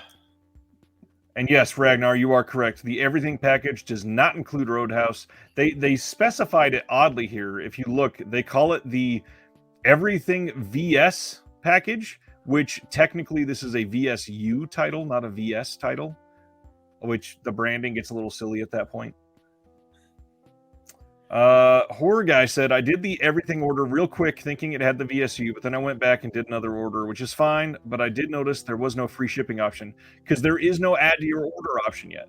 You can't cancel that and add it in during the sale, but and it won't sell out before then, pretty much guaranteed. Yeah, you should be able to wait on Roadhouse. It might be like $3 or $4 more expensive then, though. Well, you said you got to see. Any of these jump out as must-haves? I'm gonna eventually get that homegrown horror, and I'm interested in that Hong Kong one. Yeah, the Burning Paradise. Let me see if there's pictures I can show from it. Oh man, does this not let me swipe at all? Because there's probably some nipples in here. All right, let's. I'll just risk it. Oh, I forgot they redesigned everything. Hot damn! Here, let me make this bigger for everybody. That looks like that looks shot. Pretty freaking cool. Oh, geez. Oh, okay, I'm sold. Yep, I'm getting that one. Wow, that is a great shot. I have not seen this clearly, and yeah, this looks great. And to be honest, I'm almost tempted to Klarna that set anyway, because it's like, well, I'm already picking up 2 out of the 3 that are listed for sure. So right, and at that point, you may as well go for the free shipping and everything. Yeah, that looks cool though. Wow, yeah. I mean, I think it's a decent slate overall. I think there's something kind of for everybody. Horror Guy said, that's not what I'm saying. It's fine. I don't care about doing 2 separate orders. Talking about if you buy the Everything VS package, there is no free shipping. There should be. Interesting. I'm actually going to try to test it myself out of curiosity. Let me see.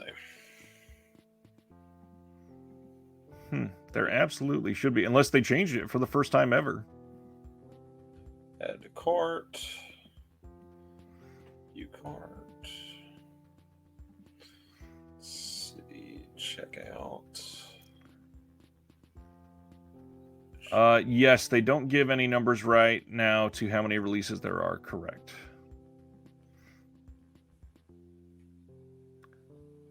Checking this. Oh, man. Mine's already screwed because it shows me as being a subscriber when I log in. So they're correct. There is no free shipping option. Wow. So this is the first time that they have changed this ever. Yeah, it's a $6 or $12. Flex says Flip looks different. Oh, this is not Flip. This is Zach. Oh, that's great. Wow, yeah, the free shipping is gone for the Flash pre-order. That's the first time ever. I think that's been in place since I went to Vinegar Syndrome. Yeah. Quiet Rob, it just showed that way for me as well, and then I refreshed, and then it allowed it to be placed in a cart. It was odd. Oh, or are they saying that one of them was sold out for a second? The Everything VS, when I first loaded the page, it said sold out. Oh, okay. And Ragnar says the free shipping will be when the Black Friday sale happens. They're not shipping it out. So then, actually, previously, you used to be able to select free shipping when pre-ordering this. There is no free shipping option during the Black Friday sale. And I'm curious if that's going to be for everything. So I'm going to actually go to the next. Just try the other one out of curiosity and see if that does it. And somebody was saying the VSU, the subscriber discount doesn't work, but when you are logged in, it shows as only $32.49 as a sub for the VSU, and that's pretty good. Nope, to be honest, doesn't matter what you pick on the pre-orders. There, you're paying for shipping. Wow. End of an era. That is easily the most shocking thing right now because they've done that every other time. Well, I don't see a lot of opinions. What's everybody thinking about them? Think about this package. I think that the Hong Kong title is going to excite a lot of people.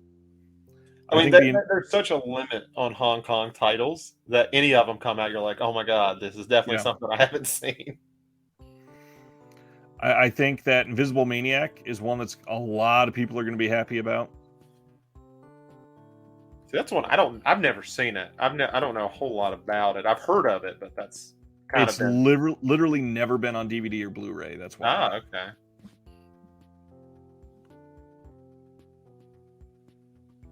So is that the one when they were hinting that it was illegal or something at one point? Yes. Okay. It does look a little bit sleazy, so I'm like, okay, that makes sense. That's why I stopped the pictures at the second one. I didn't know what was going to be coming. Let me see if I could have shown them. I'm looking myself to see if you'd be in the clear. So far, it's okay. Wait, I'm still at the wrong ones. That's fine. I mean, she's nude, but it doesn't show anything. Yeah, that's the one I just saw too. Like, it's getting close. Yep. That shotgun effect is either really good or really bad, and I haven't been able to decide. Ryan says, hype for Burning Paradise. Hark is top tier quality. Invisible Maniac is a blast. Mitchell says, if anything says Giallo, I'm happy. I love that attitude. That's great. Yeah. The Giallo community is like some of my favorite. It's fun. They will watch anything, and I love it for them. Dead Sea Life says, I haven't even gotten through my halfway to Black Friday pile. I've still got halfway to Black Friday titles from like 2017 that I haven't watched, probably. I'm so far behind on everything. See, that's always my fear with them is I'm like, oh, my backlog is bad enough. If I paid all that money to get for a year, it would just never right. It would be forever. I need somebody just to come take my kids off my hands for like 6 years. That's all I need to watch. Oh, just 6 years. Just the formidable parts of their life. No big deal. Yeah, overall, I mean, I think it's a pretty decent package. Ragnar says, it makes no sense to pre-order. I only did it for the free shipping. I can get all these titles on Black Friday. While true, there's a couple other things to remember. If you pre-order, you get everything. So if they do like the whole multiple slipcover titles like they did for Fade to Black or Cutting Class, you get everything when you pre-order. You don't get that if you get them on Black Friday. Plus, it's cheaper now. You're going to save basically the shipping money by getting it now. Bruiser says, going to wait and grab that Homegrown Horrors in the future. And honestly, that makes sense overall. With the number that they're printing nowadays, a lot of these probably will not sell out before the halfway sale next year. They're not rad. They'll be fine. That's true. Yeah. Although I do think a lot of people are going to be after Invisible Maniac. Yeah. Which I'm curious what they're printing for TCM too. Like that's one I'm real curious what the number they're going to put out for that one. Or if they're going to limit it at all. I don't know. Yeah. Ryan says, a mutual friend of ours did features for Road. Yeah, I kind of figured that would be the case. SJ says, happy to hear I'm not alone when it comes to collecting versus watching. I mean, with my life, it's kind of difficult. Like, I kind of look at this as like a retirement plan, to be honest. I work so damn much. The last 2 weeks, I don't think there was a day that I worked less than 10 hours. And it has been a grueling time. On top of that, 2 kids with special needs. And one of them has been very difficult the last like 5 months. So it is a hard period of life to just sit down and watch a movie and not be exhausted and not want to put a gun in your mouth. And I've always said, you know, my girlfriend, she collects books. And we've always said the same thing. There's a difference between watching or reading something and collecting something. They're 2 different hobbies. Yep. They really are. And thankfully, most of us are fans of both. Yeah. I just don't get to do both at the same speed. No. Those are for later. That's for the future. This is a movie future me will enjoy for sure. All right. I think that we have pretty much exhausted everything that we could discuss for the Vinegar Syndrome. If you are new to Vinegar Syndrome, I still would strongly suggest taking a look at this. I hope that you guys are able to see some of the benefits. Obviously, you'll save a little bit of money. The fact that they're still charging for shipping is different and new, and I get that might turn you off a little bit. But I mean, there's still a lot here. There's certainly a lot of content that you would get in getting that everything package. I get that it's pricey. It's gonna be a very interesting fall because there are so many titles coming out. Yes, so many. Yeah. And that's the hard part. In literally 9 days, we're getting more Vinegar Syndrome announcements. So we got to prepare for that and understand that October 1st, there is still another full slate coming. I mean, I pretty much had to do like a list of October titles and said, which one of these are going to sell out? And that is what I have circled. Yep. It's, October, November, all of this. It seems to be a really banner year for 4K catalog titles. And for the people that like those, it's tough to choose right now. Yeah, it's like this was the year they decided, all the cool horror stuff, this is the year. Yeah. Madman posted on the VS subscriber Reddit. Nice. Thank you. Bruiser, have a good night, my friend. Matthew says, they must be incentivizing subscribing more. I'm a sub and it lets me add free shipping with my next package. Yes. Obviously, just because you are logged in, it is the only option that it shows for that. I'm just curious, I think it was John asked earlier, they did a mention in that last newsletter that they were going to be they were going to be sharing some new information on subscribing soon. So with the price, perhaps it's going to be, hey, you can pay 4 times a year for a subscriber package or something like that.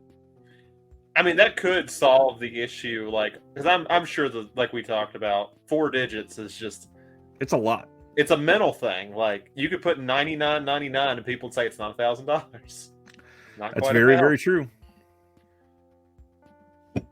Or we just saw with the shipping thing. I almost wonder if free shipping is going to be a subscriber thing now. Ooh, that could be. Instead of having a limit on it. And I got to be honest. I mean, that is one of the best parts of this for me is every single month knowing that I can add no matter what I want and never have to pay a dime for shipping. That helps a lot. Yeah. Dead Sea Life says, think they will reintroduce tiered subscriptions? The